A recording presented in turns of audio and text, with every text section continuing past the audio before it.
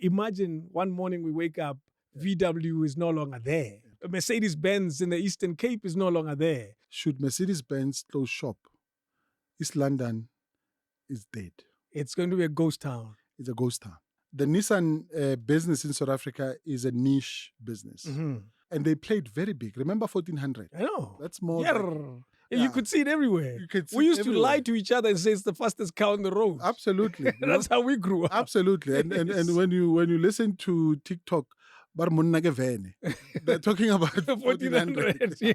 King David Studio Podcast. In the studio today, on Wednesdays, I bring about Wasiras, someone who will excite me about the motor industry because I love cars.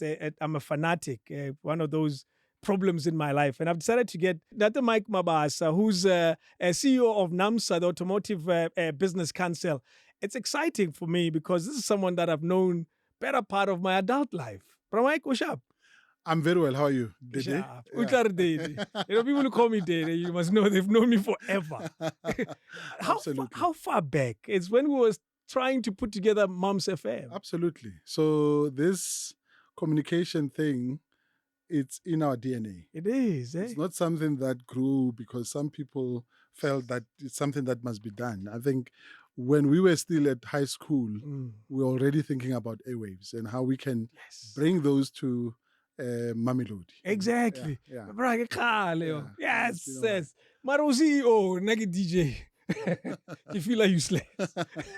No. You obviously in a different space. I'm in a different space. Absolutely. And we're contributing obviously to our country's development and growth. That's so true. Yeah. What makes you end up in the automotive industry? Because I know you've done quite a number of things, but this is where I think, to be honest, you shine. And not only shine, but you come alive as well. I didn't know about Mebra, remember, transport is actually a passion for me. I am a transport economist by training. Yeah. My master's degree was done in transport. Jeez. Although I did my thesis in the aviation space. So remember also I was in government for the longest time. Oh. I used to work with Minister Dala Oma, who was the Minister of Transport under Thabo Mbeki's government. So that came in handy in your CV. Absolutely. Yes. Absolutely. So so when they called me to come and lead NAMSA, it was a no-brainer. I just said, look, when you take a knife and try and cut my wrist, you'll see some diesel. So because transport is definitely it's a part of you, and because I want us to touch on a lot of factors related to the transport, not only necessarily transport, but automotive. Yeah. The cars you and I drive to work and so forth. The industry as a whole, I find it to be quite an exciting industry that I feel a lot of South Africans don't quite understand its impact. You understand it if you know someone who's Panango Ford because it's a Mamelodi. Some guys we used to call it back in the days. And we look at you today, someone who's Panango VW and so forth and so forth. But I don't think we completely appreciate it as a sector. Give us a brief background, the history. The South African automotive industry. The South African automotive industry is actually very old. To be specific, it's more than 127 years old. Wow. The first car that was brought into the country was brought in at 1896. What? It was a Benz Velo. That was the first car that came into South Africa. Yeah. Through PE, and then it ended up in Pretoria. Whoa.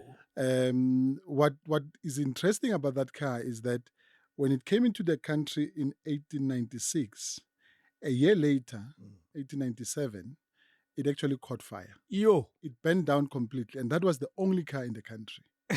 Who was the mechanic? When you speak to the historians, they're actually saying to us that it was that fire that actually sparked the passion for automotive in South Africa. Wow. Because people were captivated by the burning of that particular car.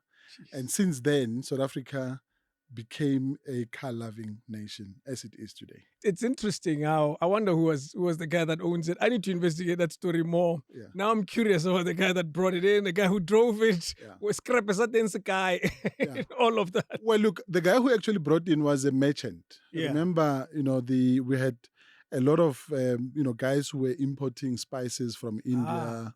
And at the time, Durban and also the PE were our main ports of entry into the country. Yeah. And we use PE particularly to bring in your bigger, goods like cars and so on. So the guy was a merchant and he was a businessman, and he obviously brought in that car into South Africa from Germany because Mercedes-Benz, as we know, it's a German brand. Exactly. And since then, the rest is history. And as you say, it sparked so much that happened after that. Absolutely. An entire industry.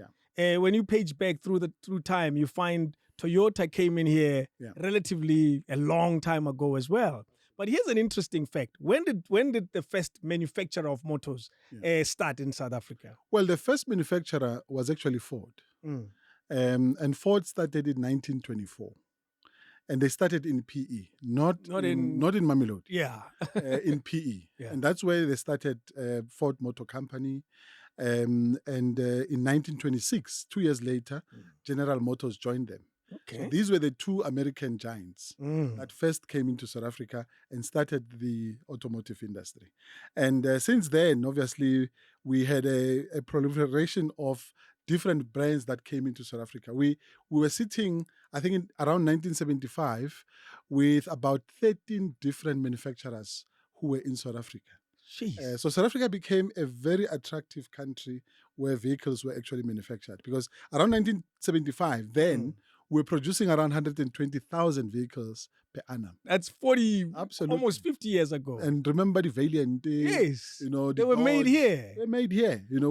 And we were very proud that we had proudly South African manufactured. Obviously, they were global brands. Of course. But they were manufactured in South Africa. 6 Mabone. Absolutely. I mean, those cars were,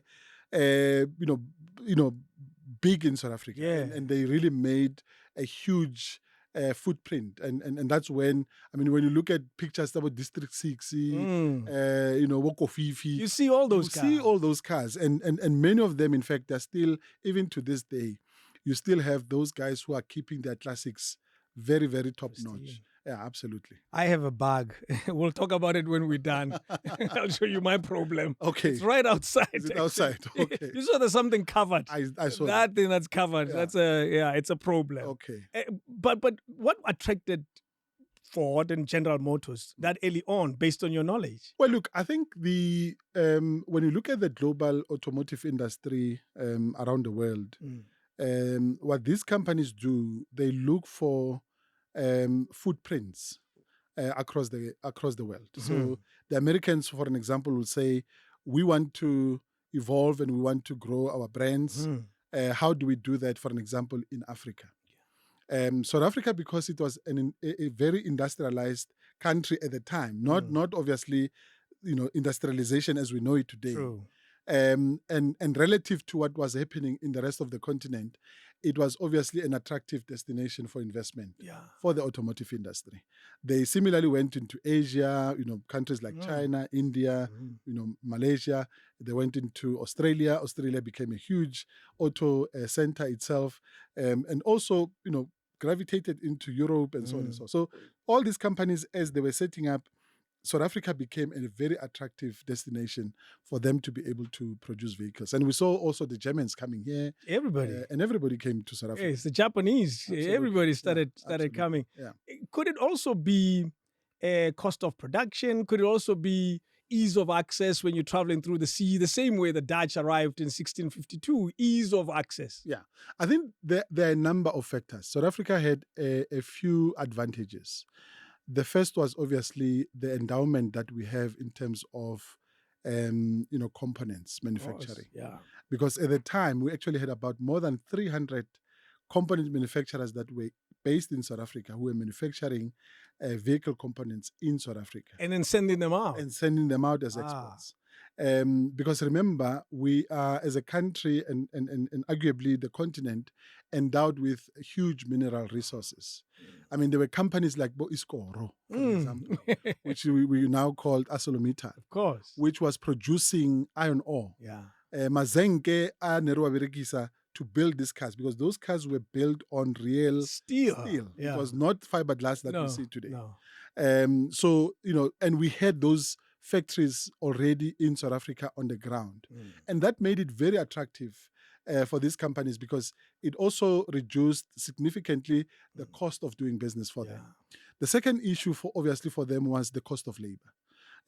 South Africans, at the time, we had a lot of people from Lesotho, from Botswana, from Everywhere. Mozambique, who were coming to South Africa to mine gold, and some obviously who did not get opportunities in that industry came into the automotive industry, and that obviously created that interest, and that's why the industry grew that hugely. And then the last very important attractive pool or magnet for these companies was mainly government support.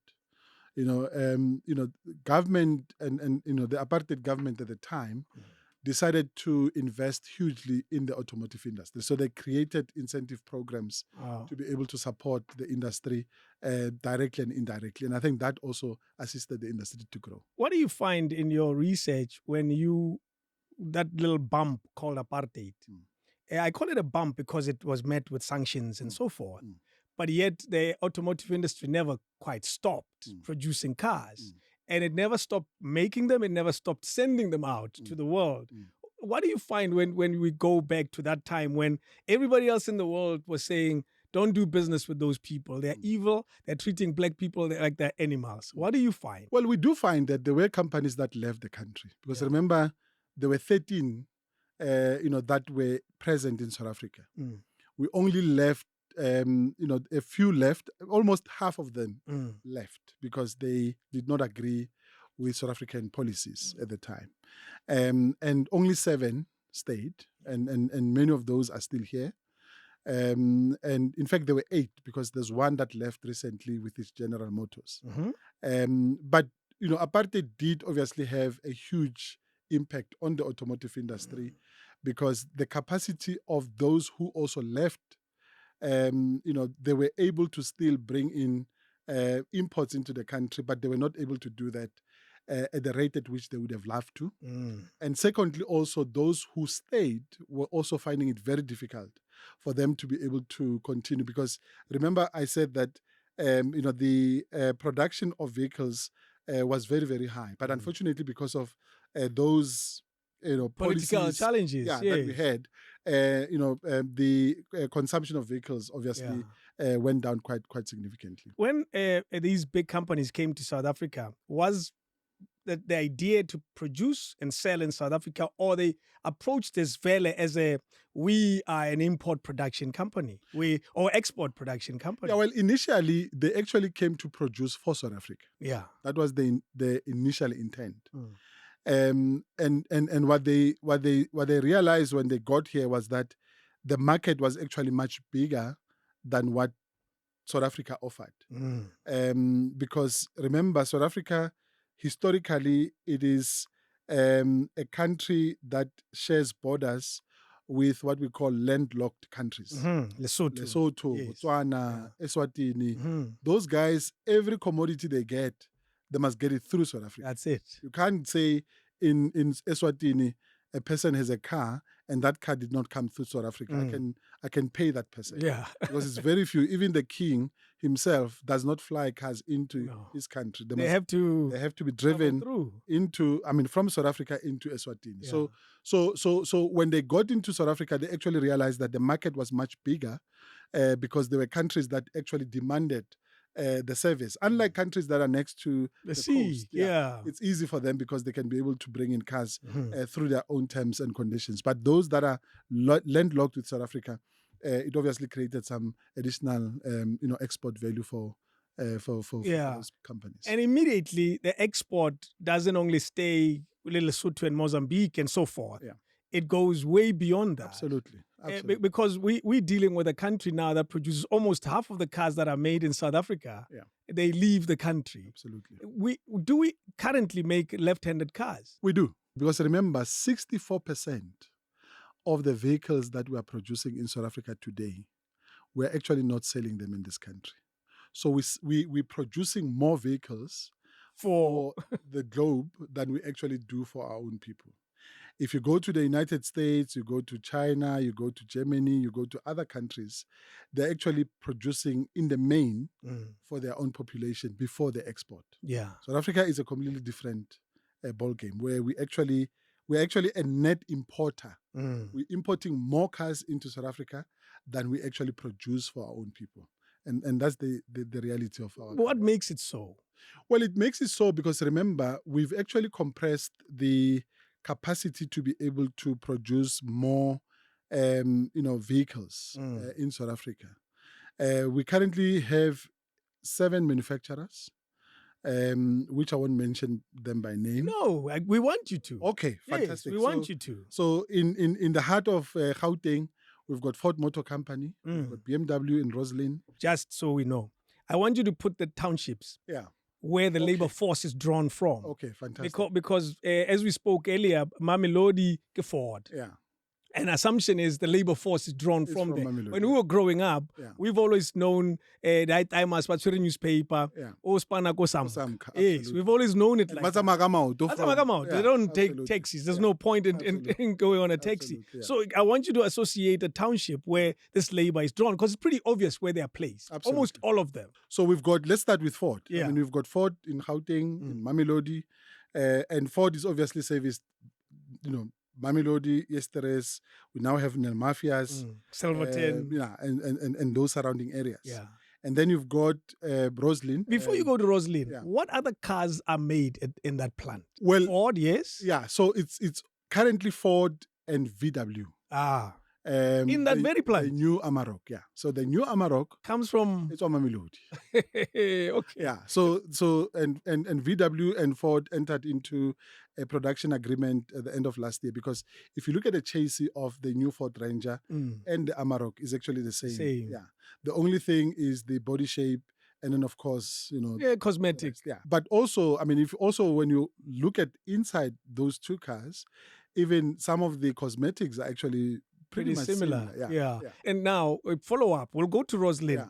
It's made here, but is that an exclusive deal that they have in South Africa, or do we have partnerships like that, VW and Ford? Yeah, you do have. Sounds like it's unique to... It is unique to South Africa, but remember, these companies, car making is all about economies of scale. You are able to say, okay, I want to produce this car.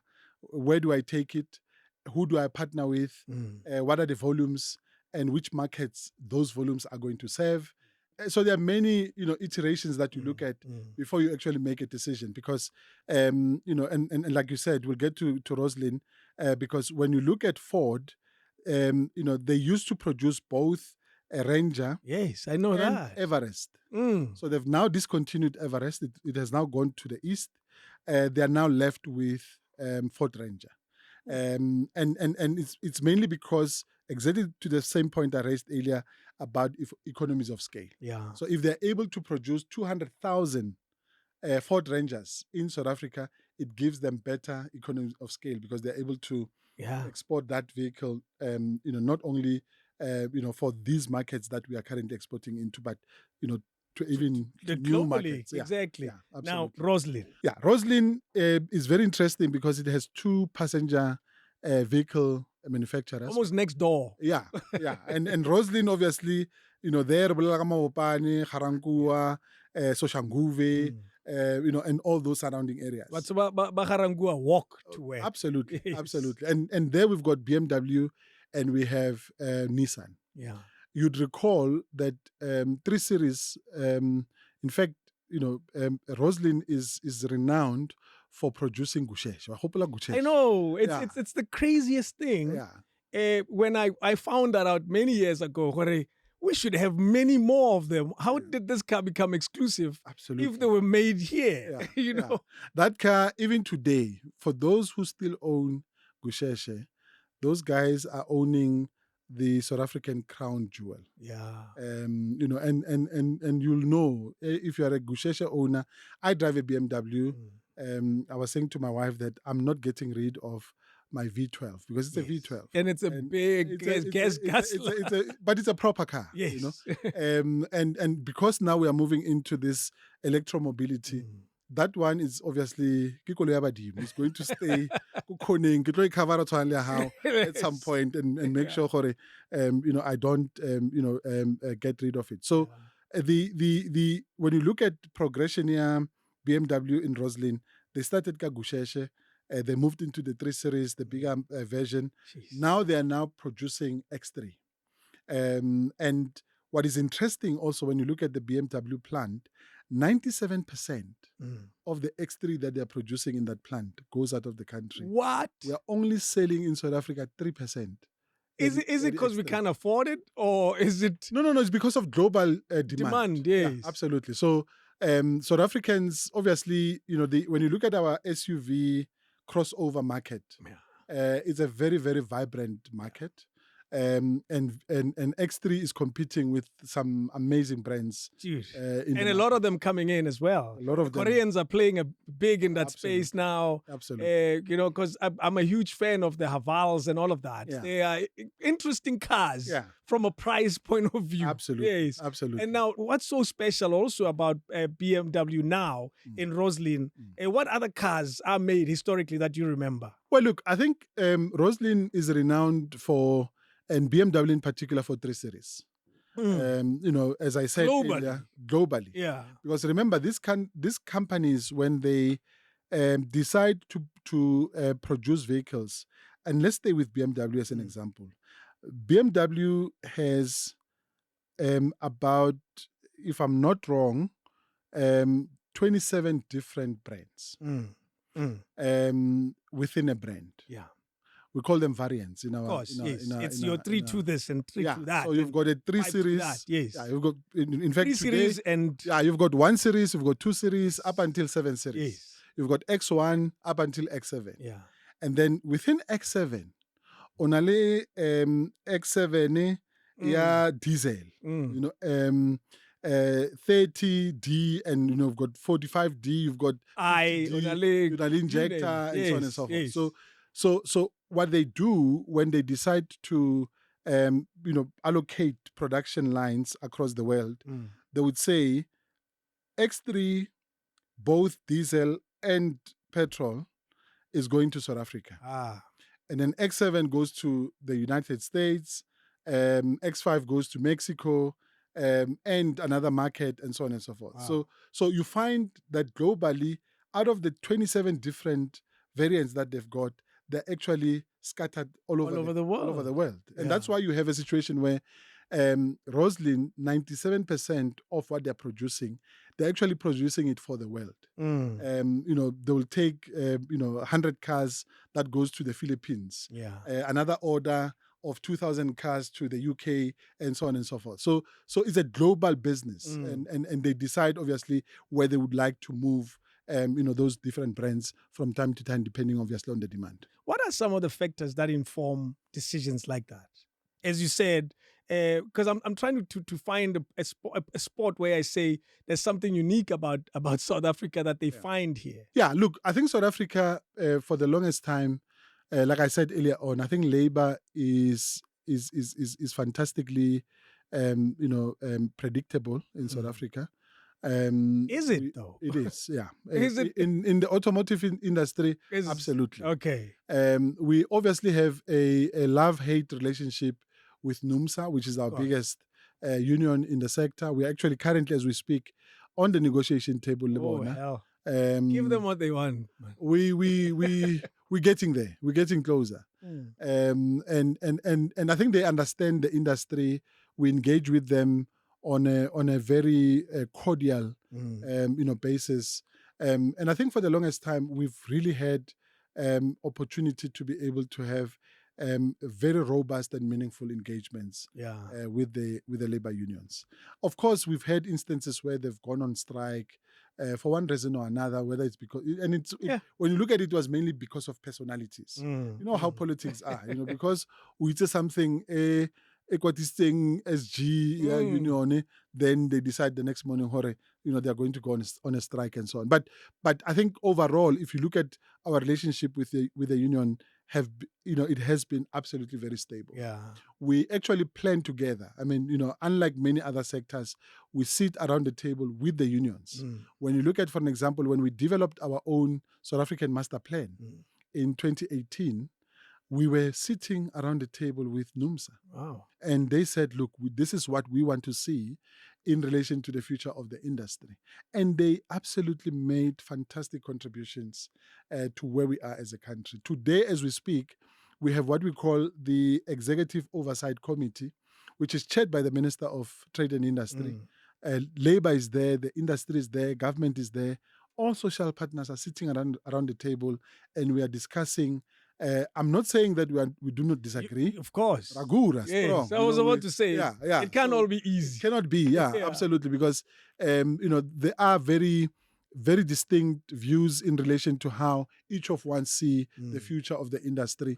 But I think we have learned to work together, respect each other, and be able to put the interest of South Africa first before of our own narrow commercial interests or labor interests. It sounds like an ideal setup for a lot of other industries, other sectors. Yeah. It sounds like, using a loose example, when the kids and the parents make a decision about what they're going to have for dinner, everybody's going to be happy. Yeah, absolutely. It sounds like it should be an ideal scenario for a lot of other sectors where now we're talking, you and I, today as we speak, there's a challenge in the transporting sector. Transnet is challenged with its own problems. And you realize that, interesting, I was having a chat with one of the union general secretary. He says they're not hearing us. Yeah. It's all of that. Yeah. You know what we do in our case, and I think we've agreed in the manner in which we engage. So before we even go into the negotiation table, we do workshops together. We call in experts from outside to come and tell us about the economic climate in the country. They educate both of us, industry, labor, to say, guys, this is where South Africa is today. We've just came out of COVID-19. This is where our economy is currently sitting. This is where the GDP is sitting. This is where the inflation is moving. And this is the outlook for the country in the next 3 to 5 years. We understand that you guys are going onto the table, but these are the factors that you need to take into account. Sure. And I think that is a very powerful way. I wouldn't say to neutralize, because it will sound wrong. It sounds like it's intended to neutralize. Yeah. Yes. So it is not. It is actually an educational and also an empowering engagement that informs all of us to be able to say we need to walk into that room with sober-minded and put the interest of the country first before of our own narrow interests. That's it. Because it is the very same employees, unfortunately, who would suffer. I mean, the Transnet strike, whether we like it or not, will have an impact on our economy. It will have an impact on the workers themselves, and it is going to hurt. Now, is there anything special about the South African laborer in the production of vehicles? We're still Roslin. Yeah. Is there something special about it? Yeah, absolutely. I think the skills that the employees acquire when they come into the production line is absolutely special, particularly in South Africa. These are the guys, and I've gone through production lines, not just only in South Africa, but globally. Yeah. And I can come back and proudly say we've got special people in South Africa. In other markets, in other production plants, the things that we do with our own bare hands in South Africa, in those markets, those things are done by robots. So our workers, I don't care who says what. South Africans, we've got proper car builders. Yeah. Yes. From A to Z. And I think that for me, it's a really very special skill. And I think the companies themselves have also embraced.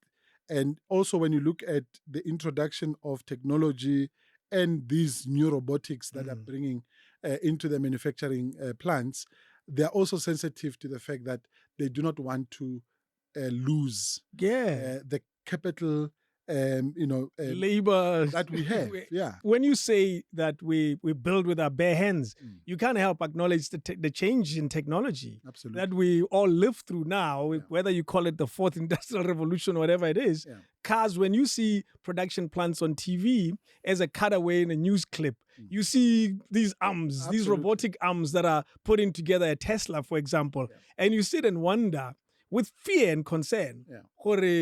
hey, What is going to happen? the machines are coming. Machines are here already. Yeah. And I think it's a reality that we cannot run away from. And that's why we are now reskilling some of this workforce so that we can be able to make sure that they are able to conform to the changes that are inevitable. Yeah.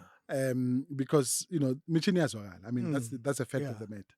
But it does not take away. I mean, remember, Nerhola, metime na tsamaya ka Valiant, ka winter, when that Valiant gets stuck through because it cannot start. My father would take a bottle of petrol into his mouth and inject, carbureting. yeah, Yes. and inject that petrol onto the carburetor, and then it will get the spark. Yes. And that's the skill that I'm talking about that we have in South Africa, because we understand the engineering of what makes this car to come alive. My story with a Valiant, my mom bought a Valiant, not my dad. Yeah. He gets no credit for this dude. He bought it. My mom bought it. Yeah. But she was involved in a mini bump accident. Yeah. And she had a fear driver from that moment on. Yeah. And my dad drove it over. Yes. Yeah. And as his car. Yeah. 3 years later, poor guy, and may his soul rest in peace, passed on. Oh. Immediately, my mom sold it. Yeah. And I remember seeing it selling Mostrateng. We sold it to someone Kokasi. And I grew older to love the sound of a V8, V6 engine because of those cars. Absolutely. And that's why I still have a problem today. It's my mom. She doesn't realize she caused my problems. That's really what happened. Yeah. Nissan. Yeah. How is Nissan in Garankuwa as well? Well, look, Nissan is doing fairly well because remember, the Nissan business in South Africa is a niche business. Mm-hmm. They took a decision that they are going into the bakkie market, and they played very big. Remember 1400? I know. That's more. You could see it everywhere. We used to lie to each other and say it's the fastest car on the road. Absolutely. That's how we grew up. Absolutely. And when you listen to TikTok, they're talking about 1400. So Nissan took a decision, they're going to go into the bakkie space. And I think their interest was mainly to service commercial interests. Yeah. It was not mainly originally for consumer. Yes, yes. The consumer market obviously began to take a rise with the introduction of the double cab. Because the double cab offered families a combination of both a utility car and also a family vehicles, because you can take your entire family. Yes. So that obviously worked very nicely, and they're doing absolutely great. And I'm sure you've seen the new Navara, which they are now also producing. Really nice. It's a beautiful car, and it's also a Roslin car. It's produced in South Africa, and they are also now expanding into the rest of the continent, and of course exporting that vehicle also in other parts of the country. So they still play in the bakkie space, really. Yeah. Now, before we go anywhere, because I want us to go to other provinces, shouldn't cars be relatively expensive, rather affordable for us because they're made here? Or am I being too simplistic in the way I see it? They should be. The biggest challenge we have in South Africa, and a lot of people don't know, is that 42% of what you pay in a brand new car does not go to the manufacturer. It goes into government. In form of taxes? In terms of tax. Yeah. So if you're buying a car, 200,000, 84,000 rand out of that 200,000 does not go to the guy who manufactured that. No. It goes to pay for state capture somewhere. And that's the reality that we find ourselves in. And that's why South Africans will forever find it very difficult to afford those brand new cars. Yeah. Yes. Imagine a world where that tax incident or tax burden, as some people call it, is significantly reduced in order to make it attractive for people to be able to own cars. Because in that basket, 42%, you've got 15% of VAT, which everybody Already? pays. Yeah, Yes. which everybody pays. Government has introduced what we call ad valorem tax. What is that? Ad valorem tax where they are taxing what we call luxury goods. So your watches, You're being taxed for being fancy. Yeah. Basically. Yeah. Because they see- Mamelodi, Yeah. or takes you because rather Or rather, or none or this. That's it. Yeah. That's it. So that's what it means. So Yeah. so you've got ad valorem tax, which is also attracting a massively huge tax incident, and then you've got other smaller nyana taxes, body tire levy, Yes. CO2 emission tax, All of that. all of that. If you put all those things into one basket, you land at 42%. It's almost similar to the bed and petrol, Absolutely. where the most part of And I give a petrol. No, levy, as by the a- way, because that's a consumer based one. yes, You know, and it's it a continues. user Yeah. absolutely, yeah. Wow. So excluding petrol levy that we're paying to the road accident fund, you're paying 42% on a brand new vehicle. That goes straight into the national fiscus. That moves from you live in Garankuwa. Yeah. The car was made a kilometer away from your home. Yeah. And you buy it at a dealer, Yeah. and it moves to your house. It traveled less than 5 kilometers. What is even said is that you are actually producing it. You work with it. You work with this car every day. And then But you can't even own it. You can't even drive it. Why, it's every morning you go to Roslin, into Nissan or into BMW to manufacture this car, but you will never, ever get an opportunity to drive a brand new car that you produced. Are there other countries that are relatively affordable using the context that you just laid in front of us of the tax burden? Yeah. Are there other countries where the same story, however, the tax is far less? I mean, many countries, you go to Asia. I mean, you go to China, you go to India. And I like the Indian example because a lot of people tend to say, don't compare South Africa with the West or with richer nations. Yes, go right here. India. Yes. Yeah. India is relatively the same, economic makeup. Yeah. To South Africa. Yes. Except for the size. Yeah. And you've got poor people, and then you've got rich people. You have middle class and very rich people. Yeah. And when you look at how the Indian government has structured the automotive industry, it makes it absolutely attractive. And they take an effort to stimulate demand for new vehicles. They also bring into those markets also alternatives. Donali three-wheeler, say, scooter, and so on, the tak-tak, and so on. So they create a very vibrant environment. I mean, I just visited Vietnam 2 months ago. And when you drive Ho Chi Minh City, which is one of the biggest cities, 97% of the mobility needs of the population, Jeez. in that particular city, and that's a lot. That's a lot. I mean, it's a community of bikes, everywhere, and the city is infested with bikes across everywhere you go, and it's cheaper, accessible, easy to run, and the government has made it possible for people to have mobility. In South Africa, in order for you to move from one point to another, it's a mission. And as we know, I mean, our public transport system, we need another 2 hours to sit down and talk about that one.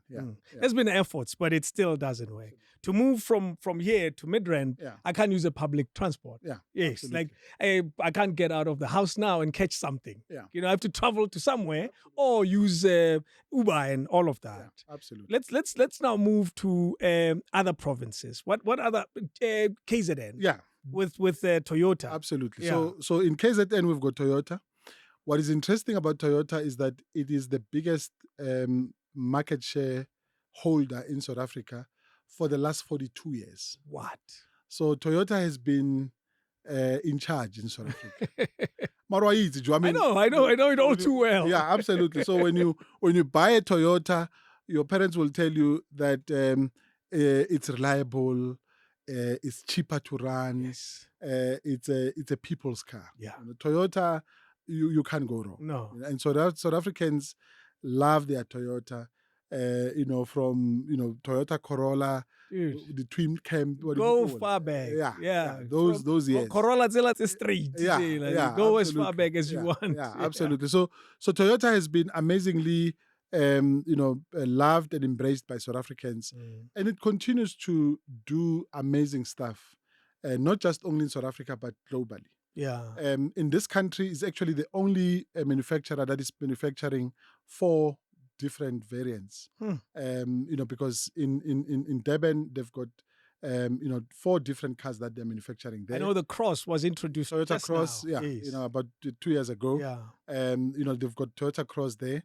We have Toyota Fortuner, and we've got a Toyota Hilux, backyard thing. Yeah. And then Renale Lenyora thing, Sesfigil, Le Par. It's what Taxi. Does it go anywhere else? That thing was actually engineered in South Africa. Yeah. Designed, engineers, engineered, made in South Africa. Basically made for South Africa. Made for South Africa. Is it produced anywhere else, or does it go anywhere else? Well, it does, and in many markets, it does not go in the configuration yet taxi. It goes in as a panel van. In many markets where they use it for, businesses, DHL, for example, or FedEx and so on, for business, just to move goods and services around. But in South Africa, it's a mass mover. And in a little predecessors, I mean, AC, you can go back, and so on. And it has a history. We've got fantastic business people. When you look at the taxi industry in South Africa, we've got solid business people who grew as a result of Toyota. No, yeah. And we have an entire generation. We've got a generation of people that came out of that industry. Absolutely. Kids who went to school through that industry. Absolutely. And let's talk ratio now. Yeah. Those that stay versus cars that are then exported. Yeah. What happens with Toyota? Well, Toyota, I think it's a combination of the two in a very balanced way. So they actually produced a lot for the local market, because if you look at the numbers and we produce and publish new vehicle stats every month. And you can clearly see, I mean, if you look at our numbers now for September, by far, and you speak about ratios, Toyota will sell 4-1 to the nearest competitor. That's crazy. In terms of... Who's the nearest competitor? Well, it depends whether... Oh, that changes. Yeah, it changes. Sundowns and other teams. Yeah, exactly. and the rest. Yes. Yeah. So in South Africa, they continue to, shoot the lights, consistently month on month. Wow. You don't have a situation where even during the floods, remember the floods? Yeah, all those containers. Yeah, they flooded the streets. Yeah, and remember what they did after those floods? They actually realized that they had more than 4,000 vehicles that was under the water.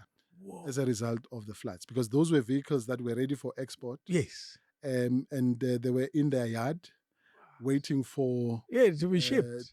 Yeah. Wow. The floods came.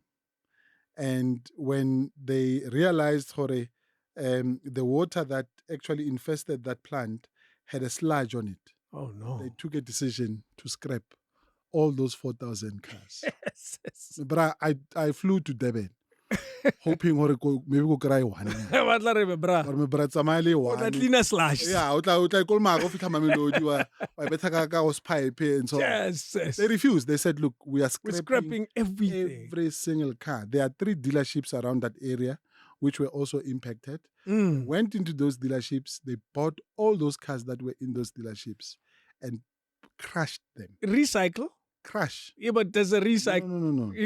No. We destroy this thing. Crash, yeah, literally. So what they did, they took out only the components that are not salvageable. Yes. Those type. But the rest was under the hammer. So it was like because they also run the risk of returns later on that they can't explain. Yeah. So when I spoke to Andrew Kebi, who's the CEO of Toyota, he said, look, for them, obviously, it's a very difficult decision. Oh, expensive but decision. It's a reputational decision.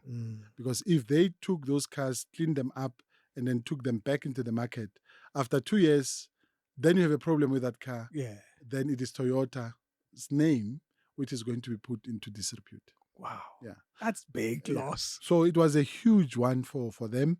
But, they were convinced that that's the best thing that needed to do. And again, I mean, when we speak about townships around Yes, those Kanake, plants, Umlazi, next to Kwamashu, yes. all those, Durban townships are Yeah. also beneficiaries, both Chatsworth, they are beneficiaries of Toyota, and they really contribute quite immensely in relation to the growth of that business. What other car is manufactured in KZN? Is there another one? Toyota is the only. It owns that province. It owns the province, yeah, absolutely. Let's move to another one. Yeah. Eastern Cape. Eastern Cape, and this is what many people don't know. It's actually the biggest manufacturer of cars in the country. What? Yeah. I always thought Gauteng. No, it's not. Yes. The Eastern Cape is the biggest.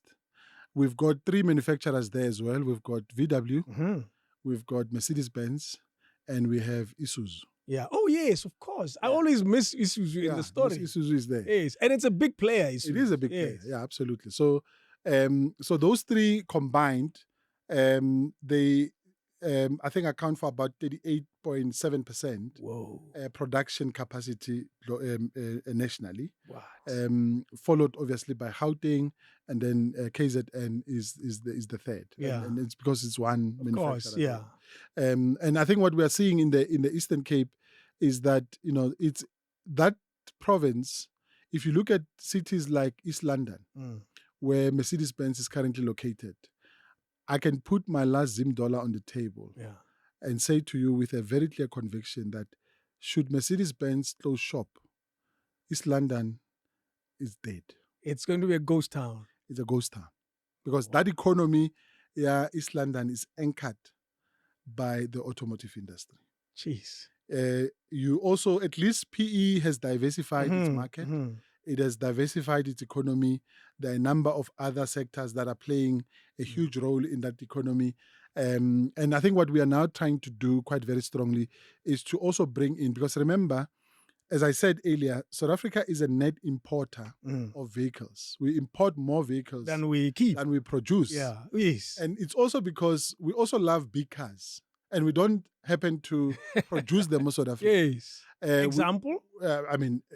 Porsche. Oh, yes. Okay. No, not BMW. Yes. I mean, the 7 Series, the X7. They don't come from here. They don't come from here. Toyota, for example, all their big brands, they don't come from here. Yeah, what is it? What is it? A Prado and all of that? They're not produced here. Yeah. So when you look at all these vehicles that we're importing into the country, we end up bringing more vehicles than we produce. Yeah. So, and the conversations we're currently having is that we need to start, de-risking, because one of our biggest risk as the automotive industry is that we rely heavily on Durban port as our main port of entry. So if it has problems, COVID-19, yes, the riots last year, and it floods, all in one like time frame. Yeah. Whoa. And we said, but can we continue to rely on Durban as our main? And the other thing is that we've got challenges, obviously, with the rail network, of course, between Durban and Gauteng, and we rely heavily on the entry. Yes. And marginality trucks, when they decide what they're going to stop and block the highway, the entry, the sector comes to a grinding halt. X7, I feel high. We can't export, we can't bring in.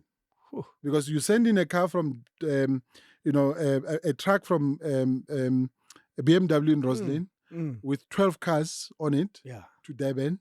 Hey, boa, the Porsche, the Kia, skipping to come into the country so that we can be able to distribute them into these other dealerships into the country. So the challenge that we have is that we now need to de-risk this challenge at Durban so that we can move into other ports. I mean, what possibilities are there? So, and we're currently looking at a case study that says we've got both the North and the South corridor in terms of rail. The South corridor obviously is underserved, and we don't have enough rolling stock on that particular line from Gauteng into PE and East London. Yes. The majority, the N9 and all of that side, and the majority of that corridor is also owned by PRASA as opposed to by Transnet. Because there are pockets of areas where you're actually moving consumers. I was about to say. Yes. and people as opposed to goods and services. Because remember also, how Roslin, train, we are Durban. Because you've got trains that are moving from Soshanguve to Belo Ombre and to Tropo. Yes. Those trains take precedence when they priority.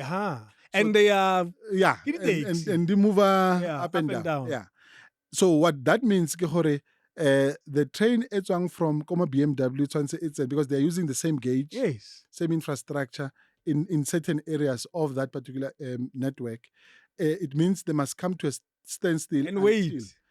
Until consumer prasa if it's a then government 11 kona didimala kona ditomotswa and so on and so forth. And surely that's a delay. It is a delay. And we are obviously trying to also get, and the unfortunate thing is that both Transnet and PRASA are also working off two separate systems. And we've been for the longest time saying to them, we need to be able to get integration so that we can be able to make sure that the seamless movement of these trains is managed from one center as opposed to two operating joint centers. I'm imagining a robust, idealistic Chinese approach to things. That we need a brand new rail line for that industry to flourish. And when you say it, it sounds like, come on, gents, this is an obvious problem that can be fixed. But it seems we don't get there. Yeah, I think we procrastinated for too long. Yeah. If we can do it how trainee, we can absolutely do it. We can do anything. Absolutely. And, and the nice thing with consumer, particularly freight lines, is that they don't require the same level of investment as you would have with your consumer lines. Yes. Because there you need to put up stations. Freight, you don't even need a station. I stop. One way. And then only what we call the sidings, where you can be able to create the sidings in case only an oncoming one. Of course. Just to, because in some obviously stretches of the network, you don't need two lines running parallel. You only have one line because it's a long stretch for about 200 kilometers. But because there's something coming this way, or Mosaida until Olafet and then Musitsa main line. So I think we need to be able to be creative around how we can be able to reinvest in infrastructure to be able to drive our economy forward. Otherwise, what other province produces vehicle? What have we missed? Well, in terms of passenger cars, those are the three main. Yeah. But remember, we represent not just only passenger car manufacturers. We also have heavy commercial vehicles. Okay. We've got buses and we've got trucks. And all those guys are also members of NAMSA. And many of them are in provinces like the Western Cape. So in the Western Cape, we've got quite a few manufacturers there. Also here in Gauteng, Momakopolo, who are manufacturing the base, MAN, which is doing a lot of trucks. We've got Iveco. We've got a huge amount of trucking, commercial vehicle industry. Yeah. Do they operate the same in terms of export and import scenario? Yeah, the difference with them is that they don't necessarily manufacture those units from A to Z. Yeah, okay. They do what we call semi-knockdown kits. Okay. So they would import, for an example, the parts. Yeah, they bring in, tracker. And then all they do is just to finish it up. Okay. Bring in the engine.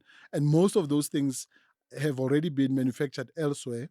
All they do in South Africa is just to pull it together. Yeah. Let's talk about components. You made reference to it earlier on in our chat that we've always been quite big with the components in a sector. Yeah. How big are we still in relation to other countries, for example? Well, we're not as big as we would like to be. Currently, 39% of the components that we use in our cars today are manufactured in South Africa. 61% is still imported. Yeah. So we import a huge amount of components into the country. A ratio that when we compare with other markets is absolutely out of kilter. Yeah. And the fact that our biggest challenge as well as South Africa, many of these components that we are using in the vehicle manufacturing, the minerals are actually mined in South Africa and other parts of they leave and then come back. Absolutely. I mean, I used to work for PMC in Palabora Mining Company. Yeah. At the time, it was under Rio Tinto, and we produced copper there. And you find that we mine vermiculite and other minerals that are used to beneficiate copper, but we don't necessarily do the final product. We take that mineral, put it into containers, and ship it into China. And then it comes back into South Africa and we pay top dollar. As a car or something. No. Yes. As wires. Yes. And then René Swanserikopa the wire still and then make wiring harness so that we can be able to power our cars. Wow. And I think that is one of the things that is killing the sector, particularly when South Africa has a huge challenge, unemployment. Yeah. We normally refer to it as pit to port, where you move something from the ground to the port, it goes away. And we're saying we want to now move from pit to plant. Yes. Next to these mines, why don't we set up big manufacturing plants? What is that challenge? Because clearly this is a historic problem. It's been with us forever. Absolutely, it is. And it's not just only in the automotive industry.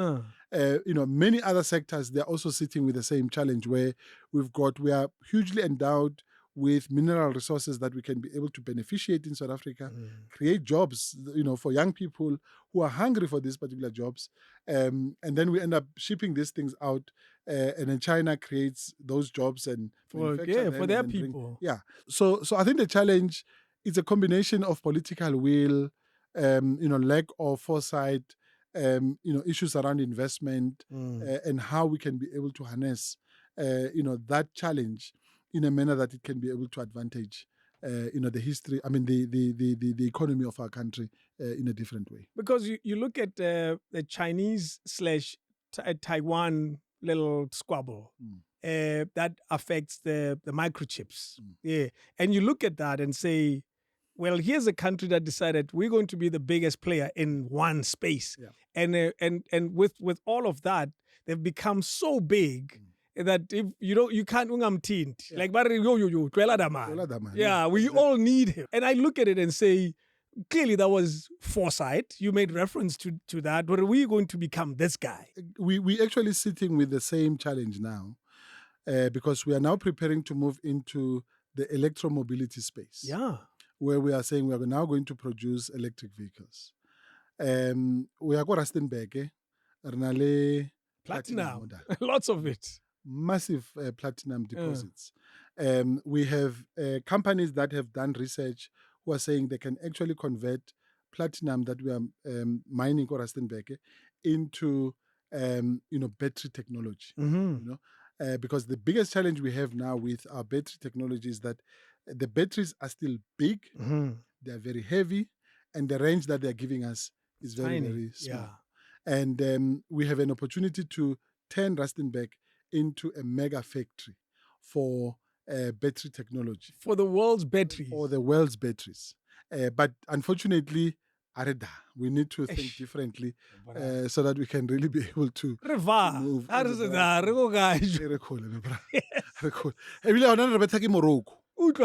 Morocco. Morocco. What are they doing? Morocco has now established a mega gigafactory for battery technology. Yeah. In that country.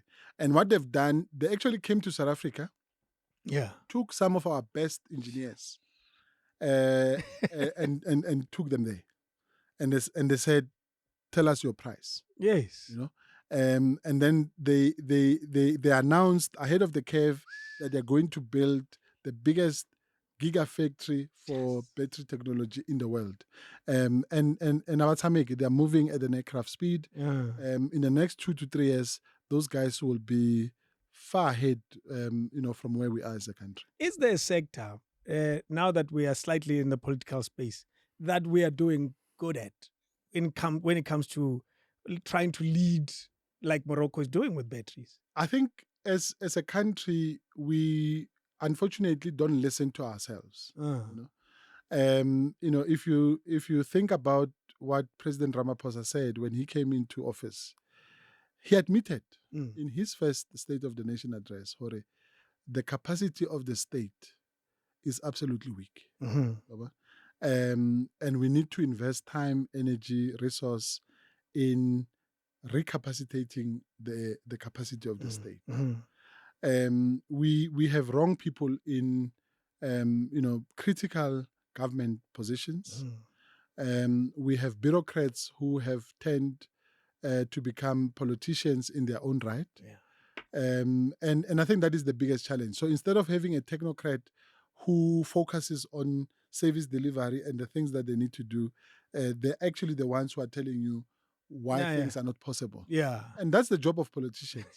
and the challenge we have, I mean, I used to be a bureaucrat myself, in my own right, as I said at the beginning.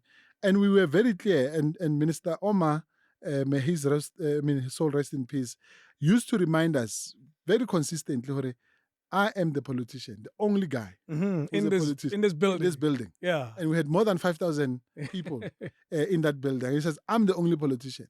The rest of you are here to serve my political direction. And everything that I say in public is policy. You must go and do it. Currently, the president will speak a State of the Nation address.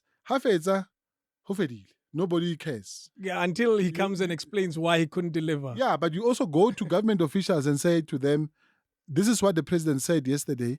What are we going to, where do we start? They're not even sure that the president said the things that you're telling them. So I think that's the biggest challenge we have, is that the capacity of the state is not where it's supposed to be. Yeah. Wow, man, it's sad. because it's depressing, yeah. Because after what you've said about the industry, one knows its potential. Yeah.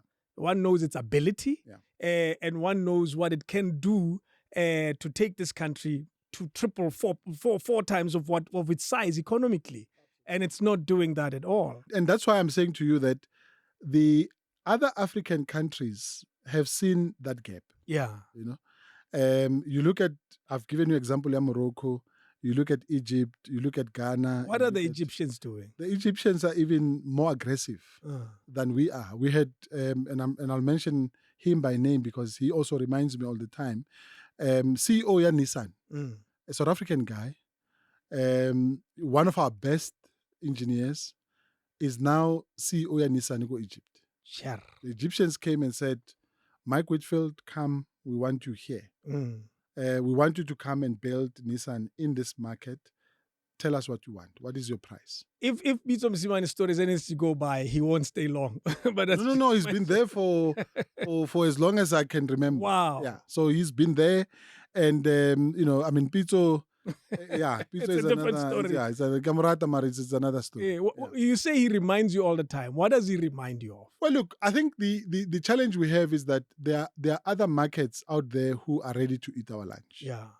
And they say it and they verbalize it. They don't even hide it away from you. They say to you in your face that South Africa has to wake up and smell the coffee. Yeah.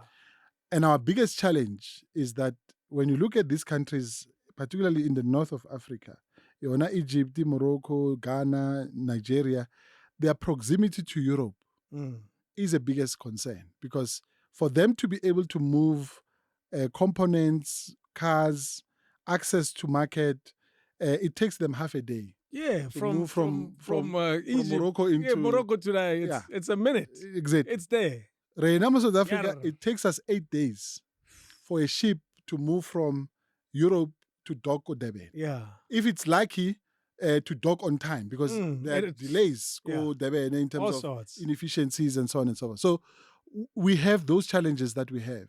And we're not capitalizing on the strength now to be able to say, let's do what we can to be able to manage and to grow our industry.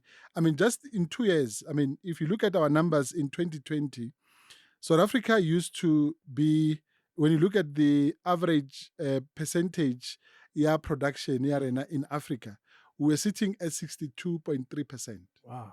in Which is 2020, good. Which is good. Yeah. But a year later, in 2021, last year, Mm. we're sitting at just above 52%. So we dropped from 63 to 52% in 1 year. Who's taking that lunch? Egypt and Morocco. Morocco. Yeah, absolutely. And they're very aggressive. I want to segue into talking about the realities of our drop into Australia. Yeah. At some point, Australia was just as much a big player in the manufacturing of cars. It's maybe 5 years or so ago, where there's not a single car that's manufactured in Australia. If there is, it's a novelty exercise. Yeah. But at some point, it was probably as big as we were, or we continue to be.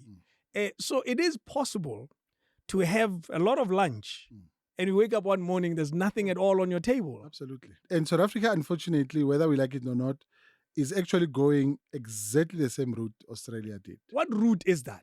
The Australian government took a decision that they were not sure whether they should continue supporting the automotive industry in the manner in which they used to.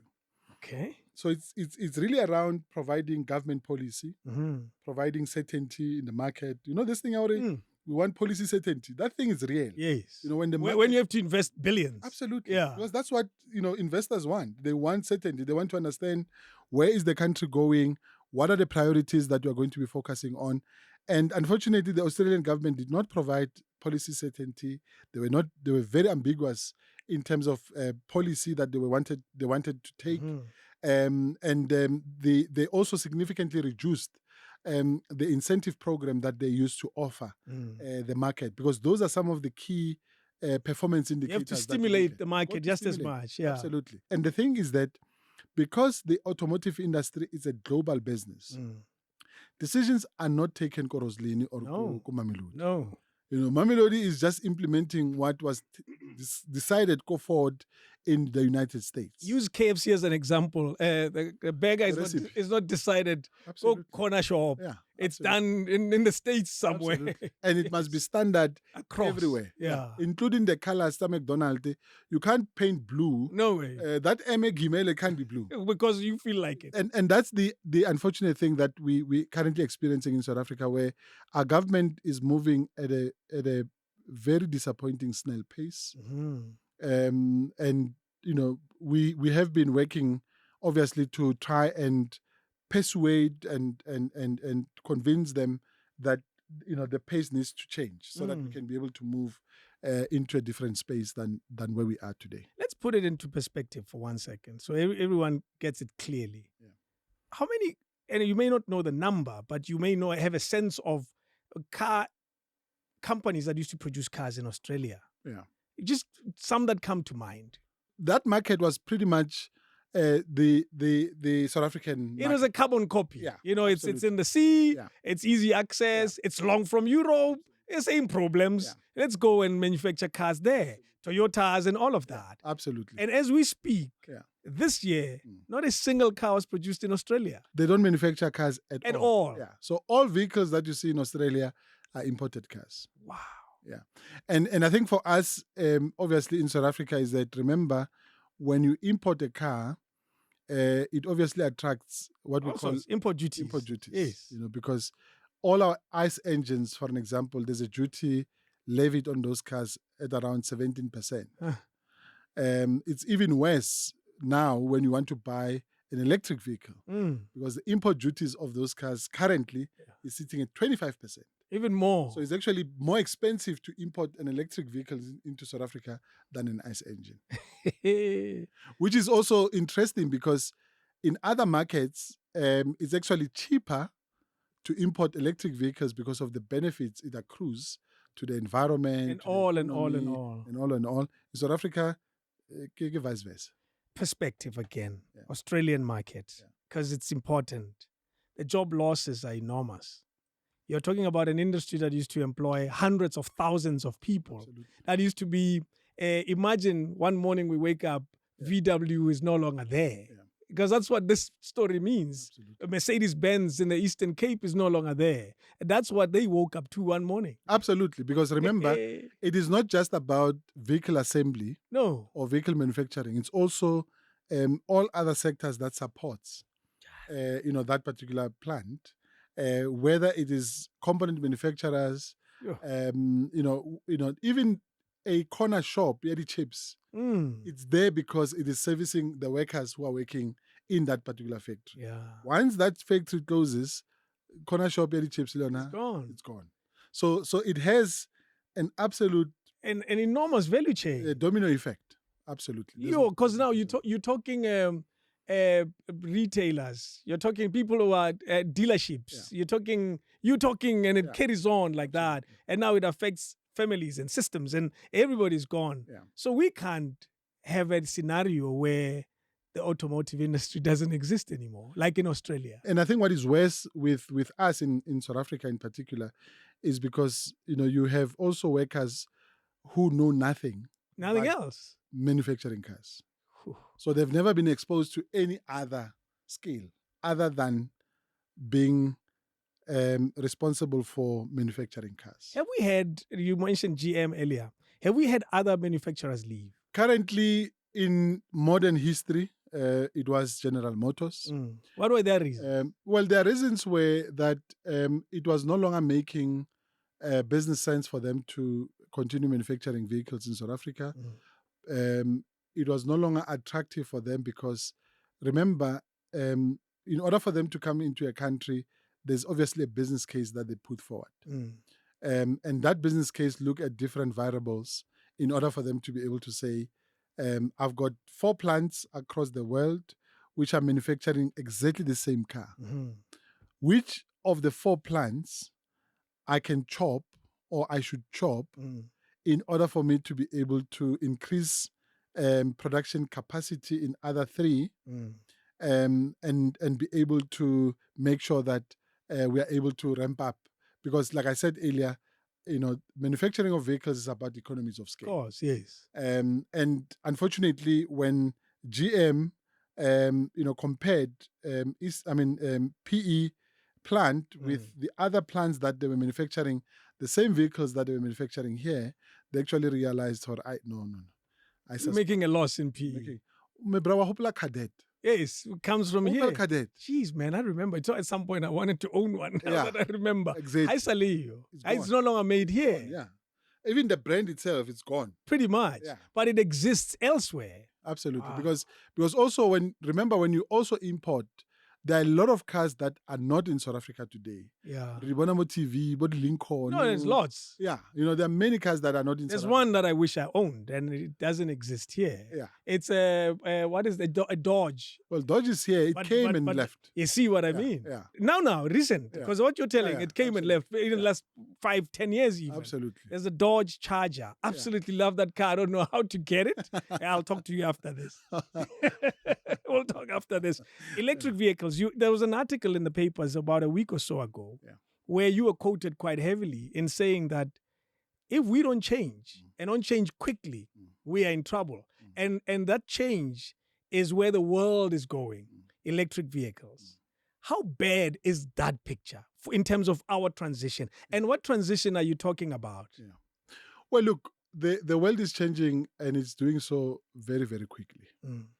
We drive cars today that are robotics on wheels. We no longer with those drive microchips. Yeah, we no longer drive cars that are cars that are traditional as we know traditional cars in the past. Carburetor. Yeah, everything. Yes. So we're driving a different kettle of cars. And like I said, it's robots on wheels. I like the phrase, you are likely to find something in your car that you'll find in your microwave. Yeah, absolutely. the machineries are the same. Absolutely. Yes. Because effectively, we also no longer competing amongst ourselves as car makers. We're actually competing with Apple computers. We competing with electronic companies, Samsung, and so on. Interesting. Samsung is number 2 of the manufacturer of microchips in the world. Absolutely. So there are cars that have a Samsung microchip. Absolutely. Wow. And also remember that in a car, you also don't have one microchip. Yes. On average, you've got about 24 microchips Wow. in one car. Just to move your seat backward Yeah. using your And that little thing on the side. thing on the side, that thing requires a microchip you're now on its own to connect to the mainframe of the computer of that particular car. Jeez. And unfortunately, the pace at which we are moving as South Africa, like I said earlier, is absolutely very slow. Yeah. The world has moved on. Electric vehicles are not something that we're still dreaming about and thinking whether they're coming or not. In South Africa today, we've got 15 brands of battery electric cars only in this country. Jeez. And that number is growing every month. By the end of this year, our manufacturers are saying we'll be sitting at 19 brands in the next 2 months. We'll move from 15 to 19. Where's the movement happening? And sorry, I interject. Yeah. Is it moving on the demand side, or manufacturers saying, look, we are just carrying on. You'll catch up later. Yeah, look, like any other new technology, you've got to bring the technology into the market. We have obviously what we have early adopters. Naturally. People who adopt the technology quicker. And that's the only way you can be able to stimulate the demand, because you are bringing the technology to the market. Remember the cell phone? Yeah. 1994. Yeah, Yes. those big Nokia, Ariel, That's it. and so on. So, and it was legal to drive with a phone. Absolutely. Because even the cops didn't understand what was going on. Absolutely, absolutely. So the technology is obviously coming through. The manufacturers are saying, let's socialize this technology in the markets. Initially, obviously, they've also taken conscious decisions that they are not going to make money, at least in the initial phase, because they also need to invest ahead of the curve, because all the charging infrastructure, for an example, that we have in South Africa today is not government-funded infrastructure. It's private. It's company-owned. Yeah. It's company-owned. Yo. And we are now re-engaging all of them to say, guys, it does not make sense. If you are bringing an I-Pace Jaguar into the market, you install Jaguar it's charging infrastructure. Essentially, yeah. And you can't charge a BMW i8. It's the Apple approach. Yeah. The Apple iPhones. Yeah, exactly. Yeah. You can't use any other charger. Exactly. Yeah. So we're saying, let's reconfigure and rethink that approach so that we can be able to make sure that we create universal charging infrastructure as opposed to individualized one, because it is not serving our collective interests. It only serves your specific narrow interests. Using the reference you used of someone is going to steal our lunch and they are ready and they've already told us. Yeah.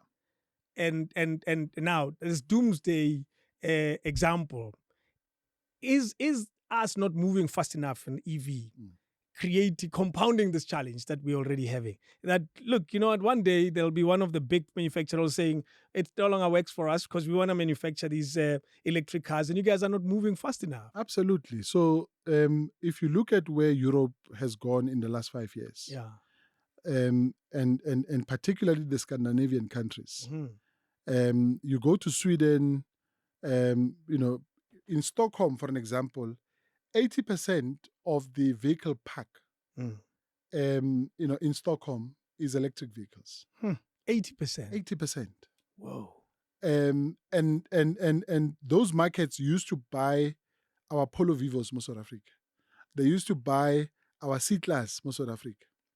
They've stopped. Because we're not only manufacturing EVs for the South African market. Yeah. If we will be. Absolutely. We are also doing it absolutely to be exported. Absolutely. Yo. Like I said earlier to you, currently 64% of what we produce in South Africa is not sold here. At least. Think about BMW and C-Class, Yes. Mercedes-Benz. More than 90% on average, between BMW is 97%. Leaves the country To other markets. And the majority of those markets where that X3 is going into are markets that are saying, I'm no longer going to take your petrol car from Garangua in the next 5 years. And when they say in the next 5 years, they're actually saying in the next 5 years, Rafetsa, we are stopping bringing those in because we are banning the importation of those petrol cars. But they're not saying they are not bringing in EVs already. They've Yes. started bringing EVs.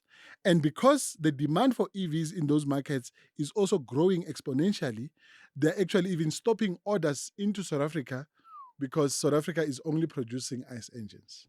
And that's the challenge we have. And because this is not a government decision, it's a business decision, a businessman that owns a BMW in Karankua will say, I don't need to produce this anymore here. Yeah.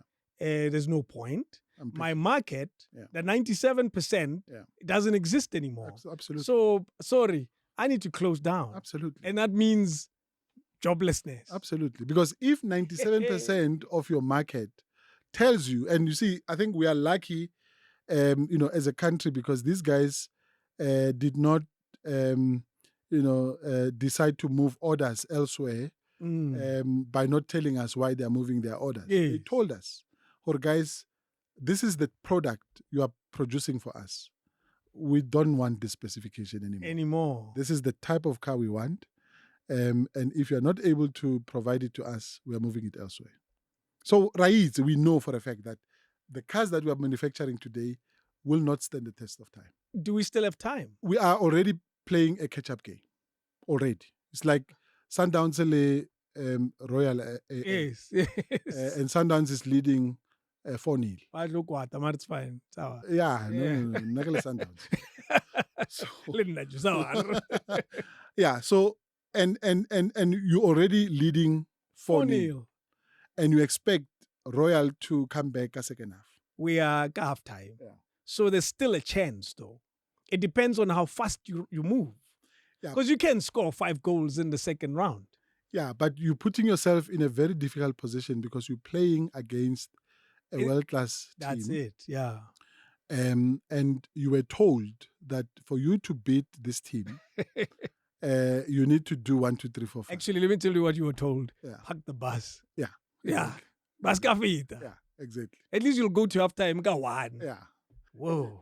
Wow. So we know exactly that we were confronting a very powerful force, but we procrastinated for too long. Is there a country that the Sundowns version Yeah. of the EV industry right now? Absolutely. Who's that?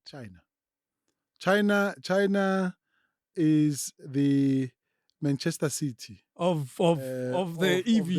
Of the they EV. are producing them. Yeah. And they are not apologetic. And also when you look at the big manufacturers, Elon Musk has a factory in China to manufacture Tesla. In China.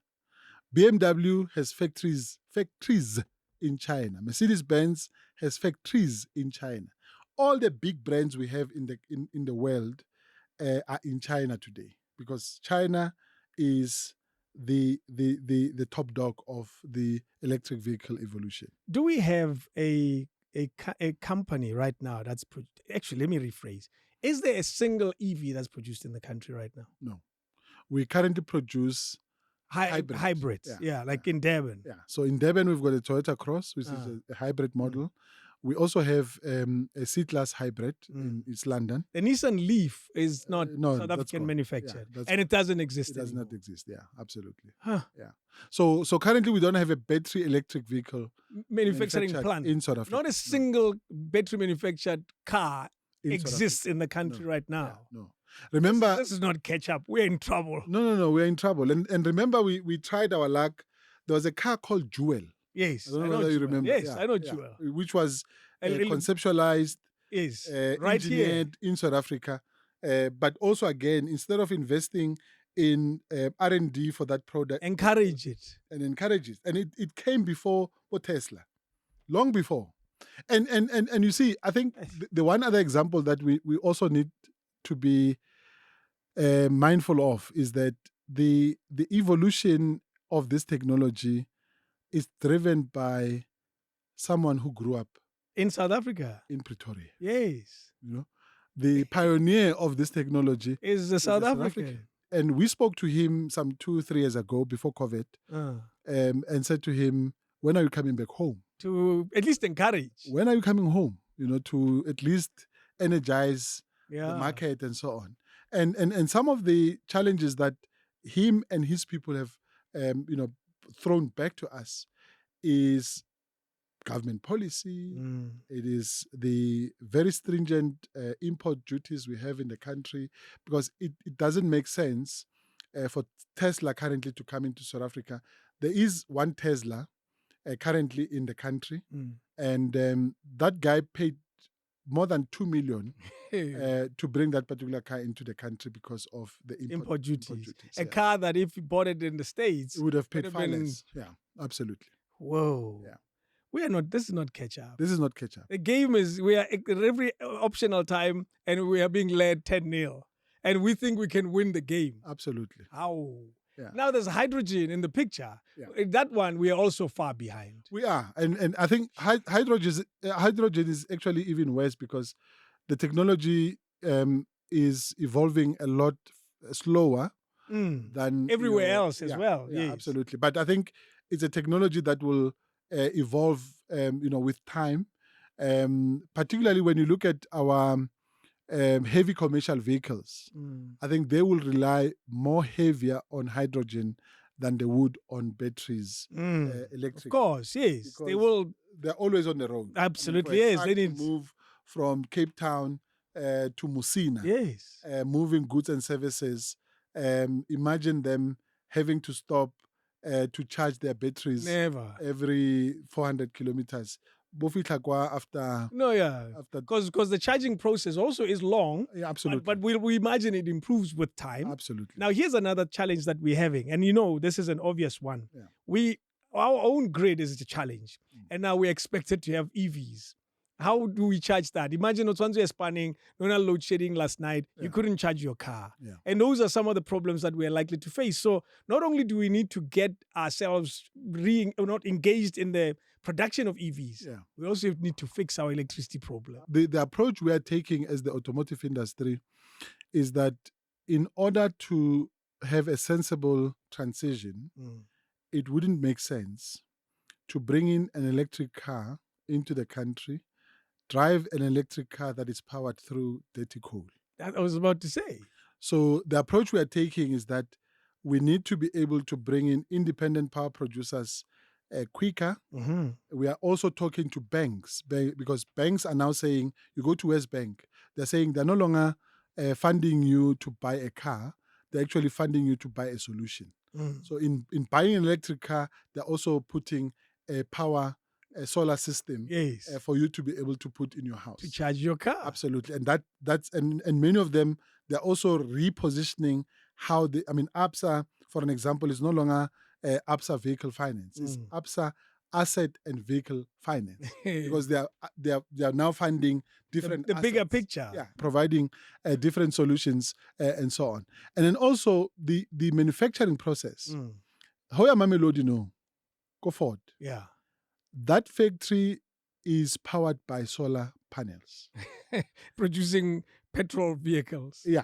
No. But we've moved away from. No, I'm just saying. The grid. Yes. Yeah. That's the reality. Yeah. And we are now beginning to say we need to also look at how we are manufacturing these cars, and we need to transform our manufacturing plants to also be net zero as quickly as possible, so that when you produce a net zero car, it is produced from a net zero plant. Yes. And then you're also powering it through a net zero source, so that you're providing a 10-key solution as opposed to just one solution that is only a vehicle.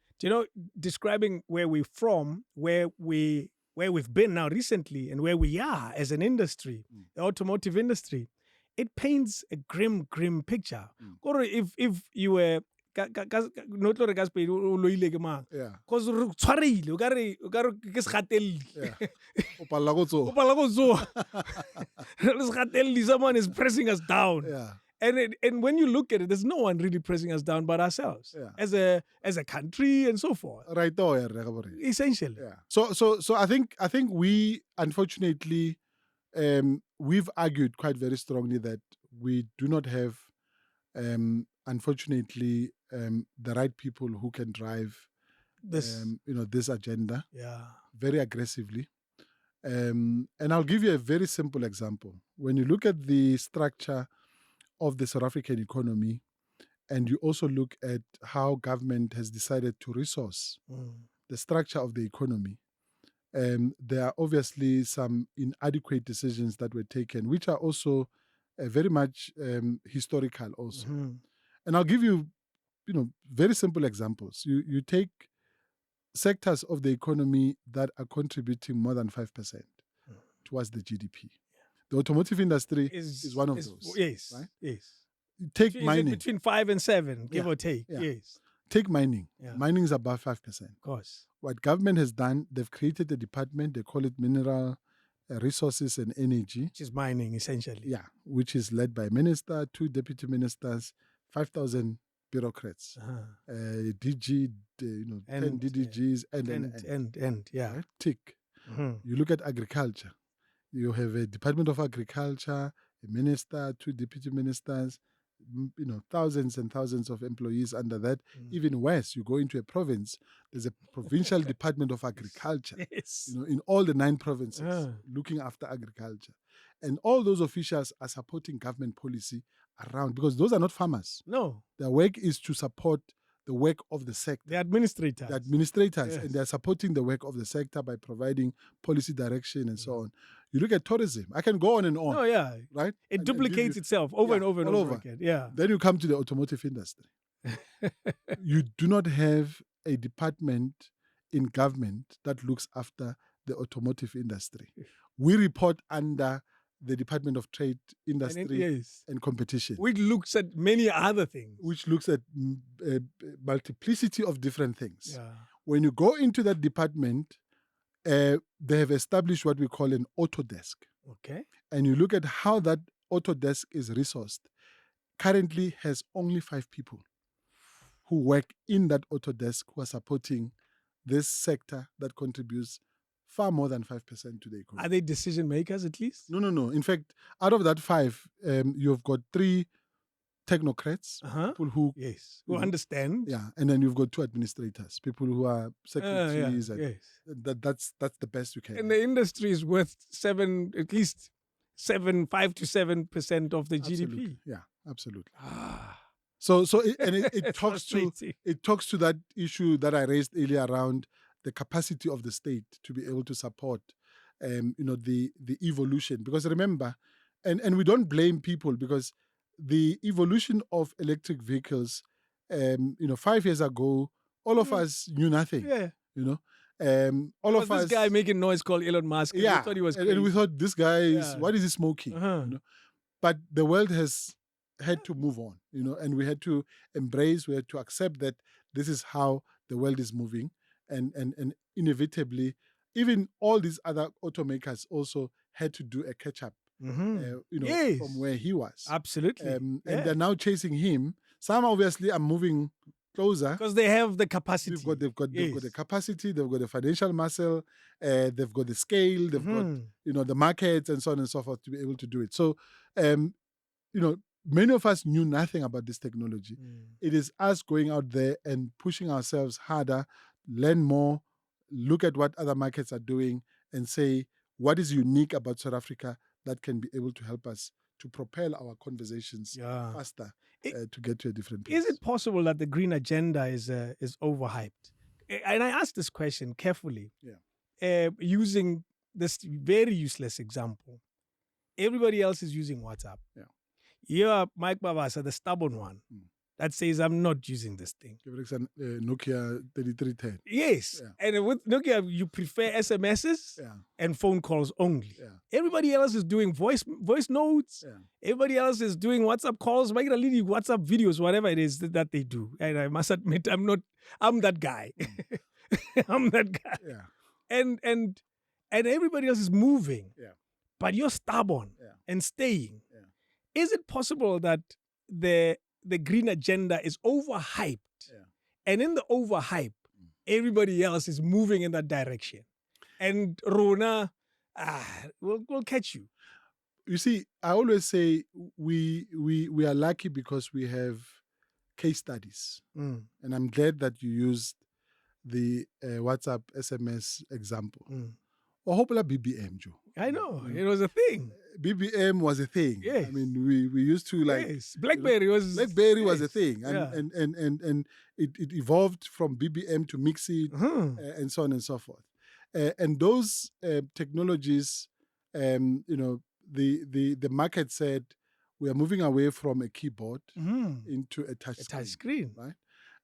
And those who elected to stay in the keyboard space, where are they today? Yeah. They Nokia being an example. Nokia, BlackBerry being an example. IBM, Yes. there are Yeah. Siemens. There Yeah. are quite a few examples we can speak about that tells you that, 20 years ago, Steve Jobs was nowhere at Apple. No. Today, Apple is one of the biggest brands in the world. It's the biggest buyer of microchips that are found in your car. Yeah, absolutely. So Yo. I always say, for those who are saying the green brigade Is overhyped. is overhyped, I think I would say to them, wake up and smell the coffee. Because by the time you actually catch on, the world would have moved on. One of the biggest fears with EVs, and I'm a huge car fanatic, but I'm not ready. Yeah. And I'll tell you why I'm not. I have what I think there's a name for it, even range phobia or something like that. Yeah, anxiety. Anxiety. Yeah. Will I get there? Yeah. When I get to Durban and come back? And when I struggle? Yeah. And you said we don't even have one single car that's manufactured in South Africa that has batteries only. Yeah. So clearly, my anxiety is justified. Yeah. In this transition. What I would love to do, and I'm glad that my colleague is here with me, is that I would like to offer you an electric vehicle for a week or for a weekend. Just for you to be able to socialize with the car. See if I'll manage. Yeah. And tell me what your experience would be. Because, I think people have what we call the fear of the unknown. That's true. Once you actually get into that car, you would actually think, where have I been? Yes. Because the experience is absolutely different. And remember, more than 80% of our charging requirements are from home. Yes. So, like your phone. Like your phone. Yeah. Because you'll charge, whether you've got load shedding or not, when you drive at home, load shedding is only 2 hours. Yes. And then lights are back. You park your car in the garage, you put the socket in. I leave it. And then you leave it. You go and sleep. In the morning when you wake up, it's fully charged. The majority of our transport needs is us, me and you, leaving the studio, going to work, coming back. Dropping the kids at school, coming back, going to the shops for milk and bread, coming back, and so on. The people who are going to require your fast charging network is those who are doing long distance trip. I'm going to a family trip to Cape Town. And I'm taking my family with me, then I need to plan and say, how many charging stations do I need from here to Cape Town? Are they available? And so on and so forth. So those are the only people that would have, that conversation with themselves in terms of how they need to plan. And the system, the way it is configured currently, it actually helps you, to be able to understand. And also the technology in these vehicles is so advanced because it's able to also plot for you. Oh, your charging spots. Your charging spots. Yes. Because this is where I now need to charge. And it's also able to tell you that if you're going to drive more than this kilometer, the next step for you would be X and Y. So the technology is evolving very, very quickly. We are very excited. It's a very exciting technology. And range technology is also improving because the batteries are also evolving very, very quickly. When these cars were brought into the market, we used to have massive, massive batteries underneath the vehicle. They've gotten smaller. They've gotten very smaller. The range has increased. They've become very lighter. And also there are batteries also that are introduced. If you go into China, instead of you going into a charging station waiting for your battery to be refilled, you can actually take the battery out and then you put in another swap. one. Yeah, it's a swap instead of a recharge. So there are different permutations that are coming into the market that are making the technology much more dynamic. And we have to, in this conversation, we are concluding soon. It's here, this thing. Yeah. Right? Yeah. We can't pretend. It's like the clouds have covered. You can tell rain is coming. Yeah. And you're still planning to walk around with your bare chest. Yeah. Braai. Actually, that's a better example. Braai. Or bash. Yeah. So you better just think twice about this. Wow. Yeah. No. The I reality think is it's here. It's here. And I think the sooner we embrace the technology, the sooner we are able to socialize. And that's why we are now talking to different stakeholders. I mean, we're having some amazing conversation, for an example, with our rental companies. Because the best thing we want to do is to be able to make this technology available in places where people can be able to experience it. Yes. And when you fly to Cape Town, you rent a car for a day or two. Normally, you rent a car from the airport to your hotel, to your meeting, and then back to the hotel. Yeah. Tiny little and trip. then back. Yeah. So we're saying, how do we then use electric vehicles in that environment, so that we can be able to socialize this technology much wider? We actually had a very interesting discussion with Eskom. Eskom is looking at recapitalizing their current fleet. They've taken a decision that their next fleet is going to be electric vehicles. What? They've already given us specifications of the type of vehicles they would like to see us bringing into the country in order for them to buy those vehicles so that they can be able to. An unlikely supporter, I must tell you. Yeah, absolutely. Talking green cars and EVs is like talking eating healthy and eating green. The first thought that crosses one's mind is expense. Or the it's not here. It's not for me yet. That surely is one of the challenges, that the mental hurdle that we all have to jump. What do you have to say to that? Well, look, I think it's a combination of factors. So in the South African context, we unfortunately currently importing very expensive brands. Okay. It doesn't mean that we don't have cheaper variants and cheaper options. They're there. Yeah. You go to Europe, you go to China, you go to India, they're already bringing in cheaper alternatives. And that is the direction that we want South Africa to take, so that these vehicles can become affordable at an industrial scale. Because we believe very strongly that that is the only way people are going to socialize with the brands, socialize with the technology, socialize with the product much quicker. Because currently they are seen as aloof, as over a product there of the rich, the elite, and so on. So I think we are beginning to demystify that quite very firmly, and I think in the next year or two, you are certainly going to see a completely different landscape in the country. So, and I think brands are committed to bringing those cheaper models. Is hybrid a big player? The hybrid model. Hybrid is actually a very nice transitional period. Brand, yes. Because it's the best of both worlds. Yeah. For people like you who still have this anxiety range, you've got petrol, tank yes. sharp, or you can. I can rest assured. Yeah, we can make it sharp. But for the next 3 days, I'm only going to use the hybrid. Yes.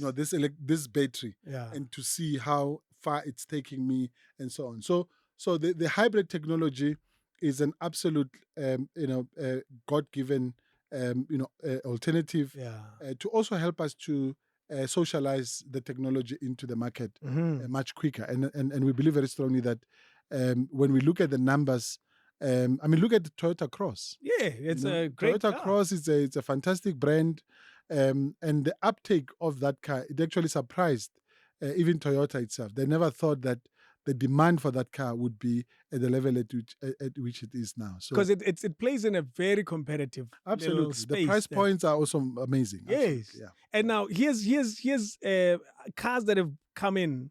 Your Haval. Yeah. What is this other one? Cherry. Yeah. They've just come in. Yeah. Look, and they've shaken this tree absolutely hard. Yeah, absolutely. Those are Chinese brands. But good quality Chinese brands. Yes. Because remember, South Africans, we tend to make this mistake that everything made in China, yeah, and that's not true. Hey, those cherries are nice. Those cherries are solid vehicles.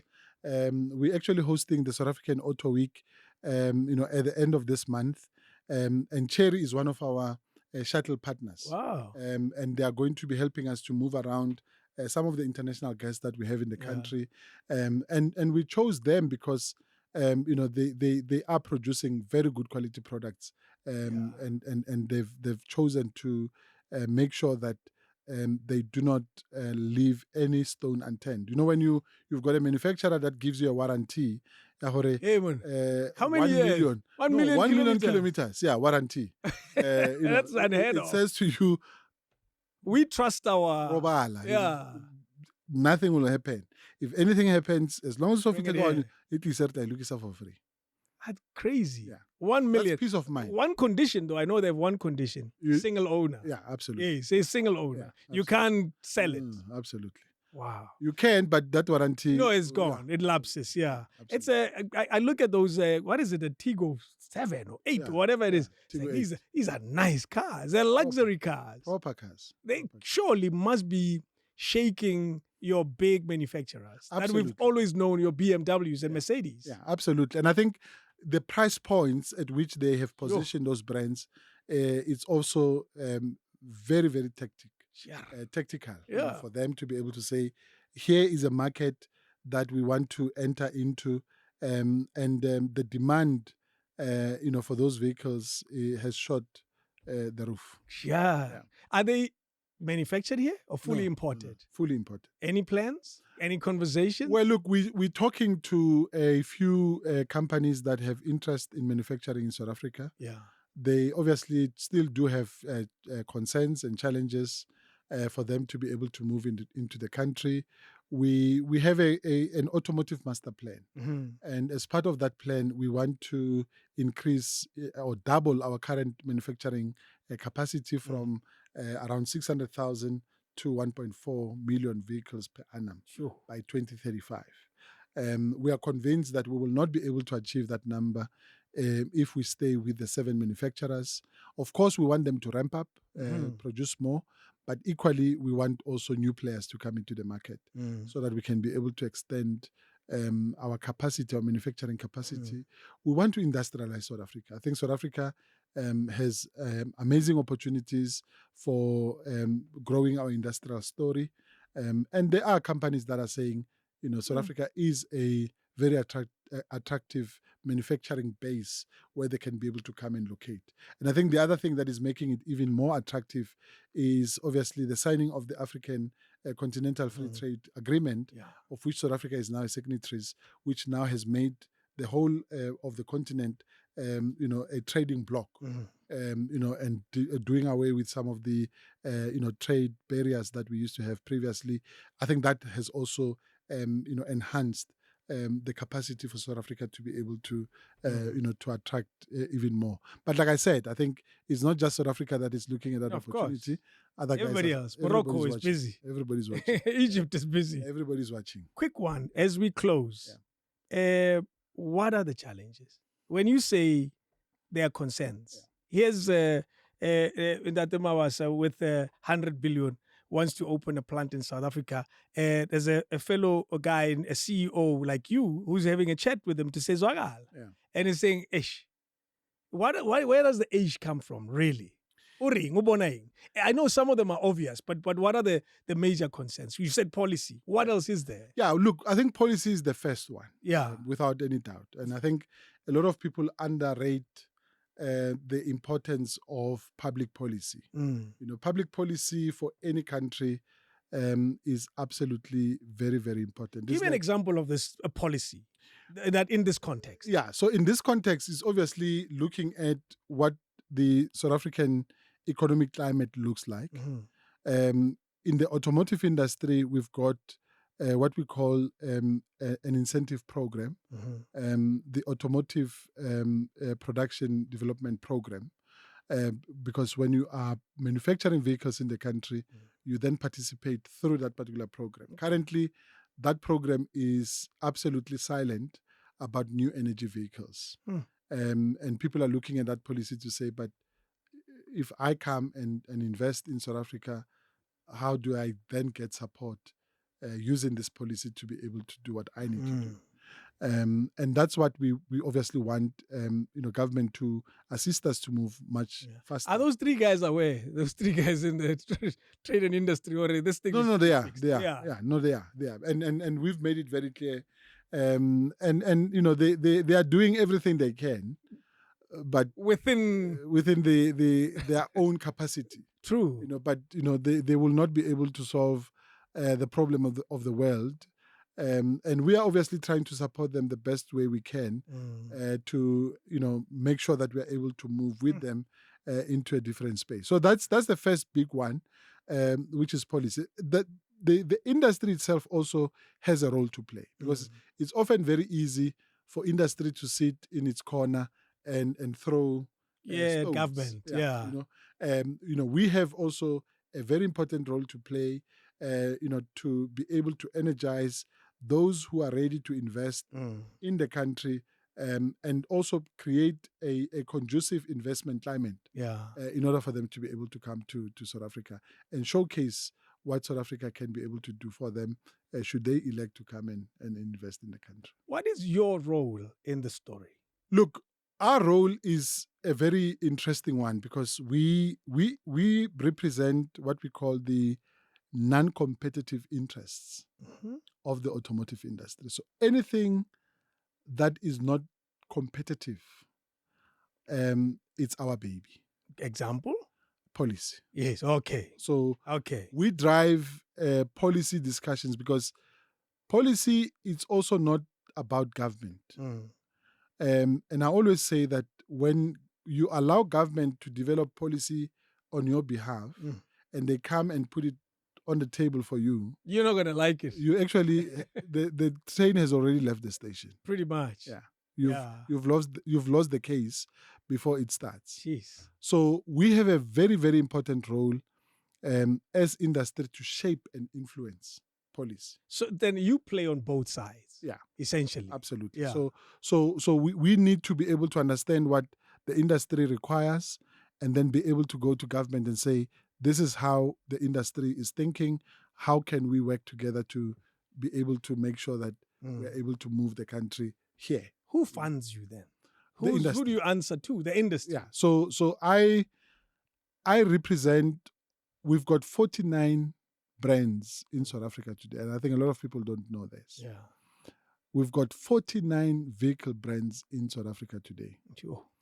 My board is all the 49 CEOs of each of these brands, whom I meet with every quarter. Yeah.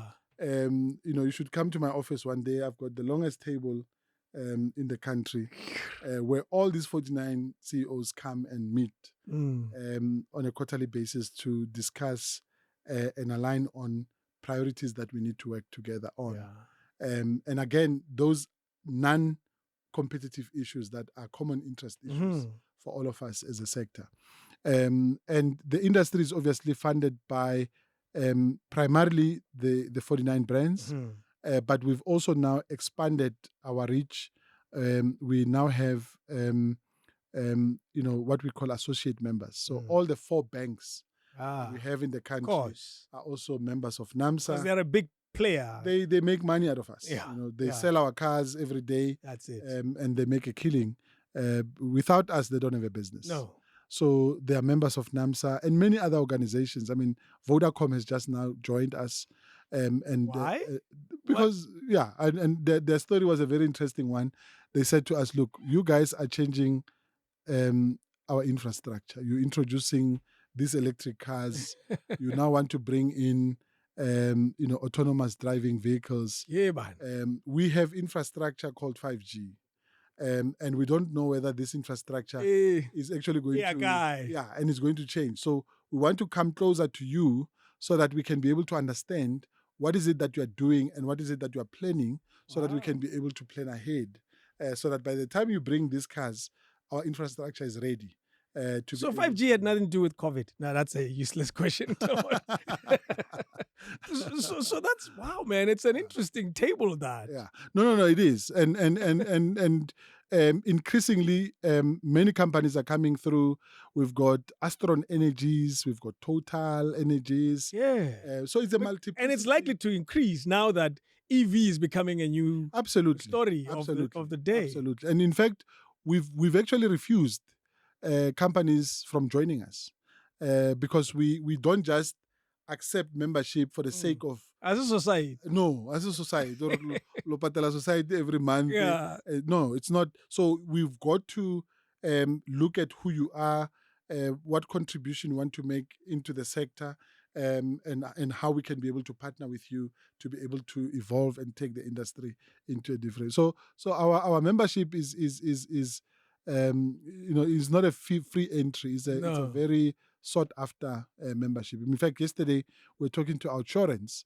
Who also want to come and join because they make money. They from also insuring the car. they insure our cars, and we had a very interesting conversation with them, and many other companies that are coming up to say, look, we see what you guys are doing, and we think that our strategy, future strategies, depend on how the industry is going to be evolving. When they look at you in this long table and they're expecting you to deliver something, what is the one thing they expect you to deliver all the time as these 49 CEOs? Yeah, look, I think there are four key areas that we currently focusing on as part of our strategy. So public policy is one. Yeah.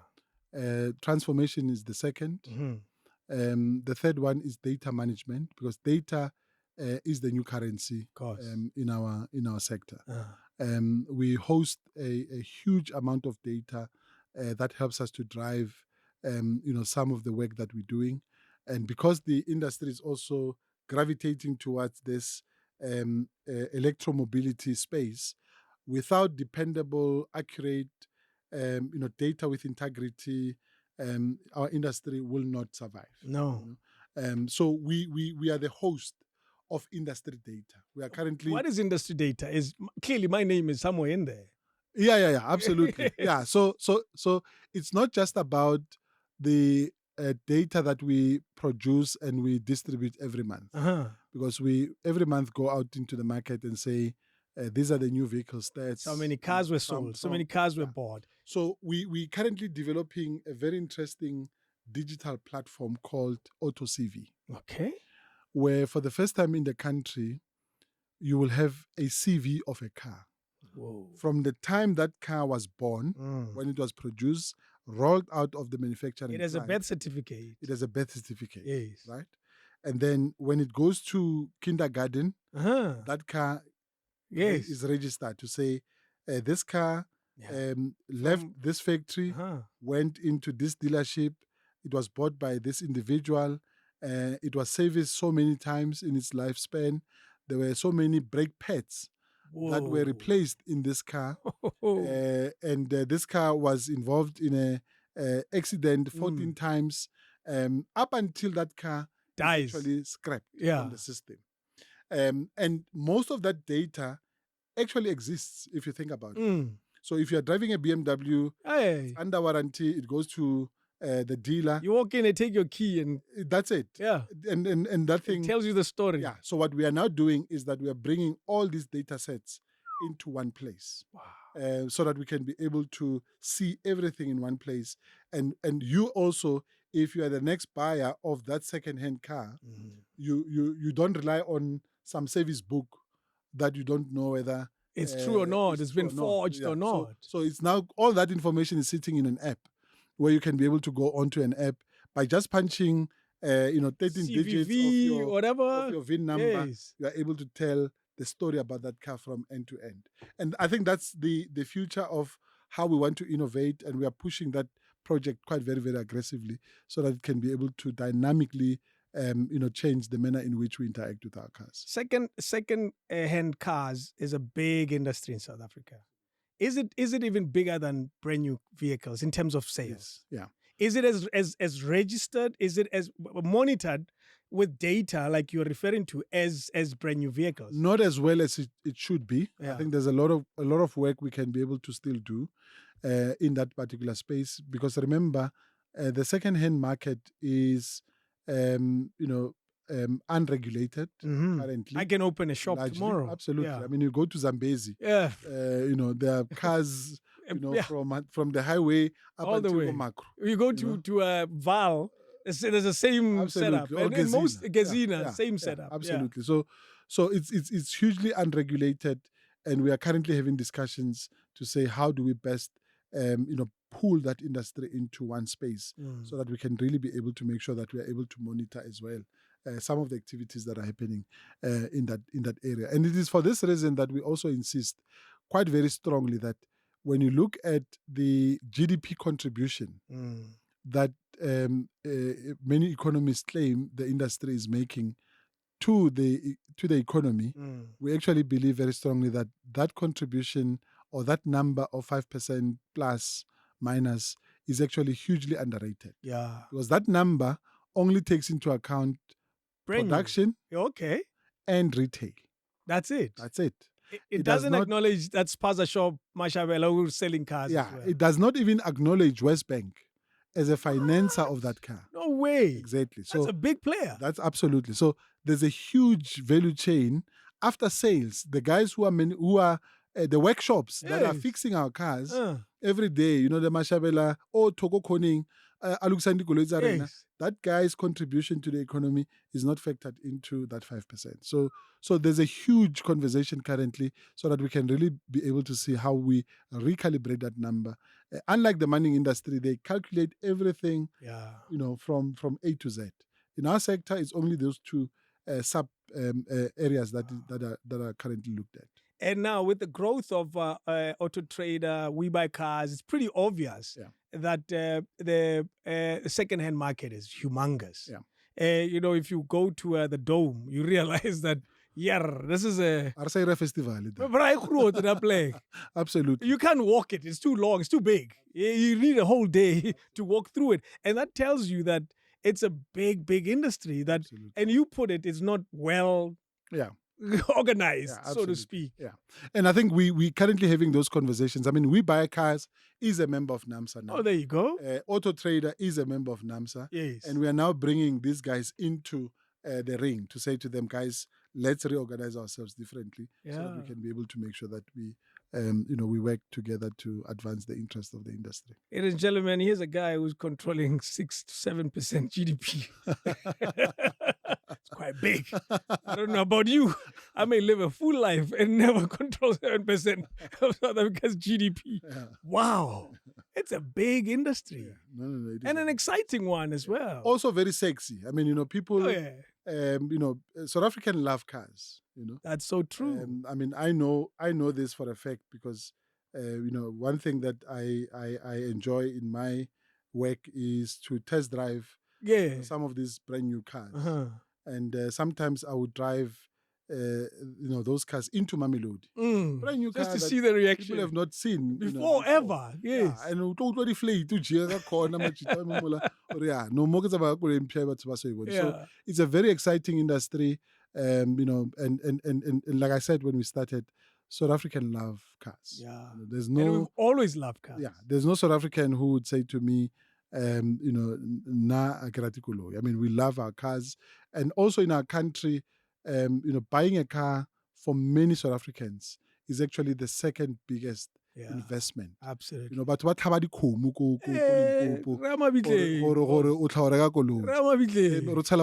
They must know. Absolutely. Our ancestors must know I bought a car. Exactly. So it's a big deal for us. Yeah. So South Africans are very passionate and they connect with their cars, very, very intimately. And it's a good thing. And I think we need to be able to make sure that we protect this industry with everything that we have. His name is Mike Mabasa. If you want to send a CV, I'll tell you his email address. I'm lying. He's CEO of NAMSA, the Automotive Business Council. It's the most exciting industry, in my opinion, because I'm a huge fan of vehicles. Yeah. I have an exclusive. I don't know how much you know about this car, a BMW 1M. How much do you know about it? Well, very little, not a lot. That it's they made only a tiny amount of them. Yeah. And they brought only about 100 or so in South Africa. Yeah. I have one. We've got one of them. Yes. Okay. I never drive it. I'm always scared. Is it the one that's covered? No, it's another one. Okay. The one that's covered is a Mustang, 1964 Mustang. Oh, fantastic. It's an American, but I converted it to right hand. Oh, fantastic. That cost me so much. It took so long, but I managed to convert it all the same. Yeah. Okay. Fantastic. So you see how I'm.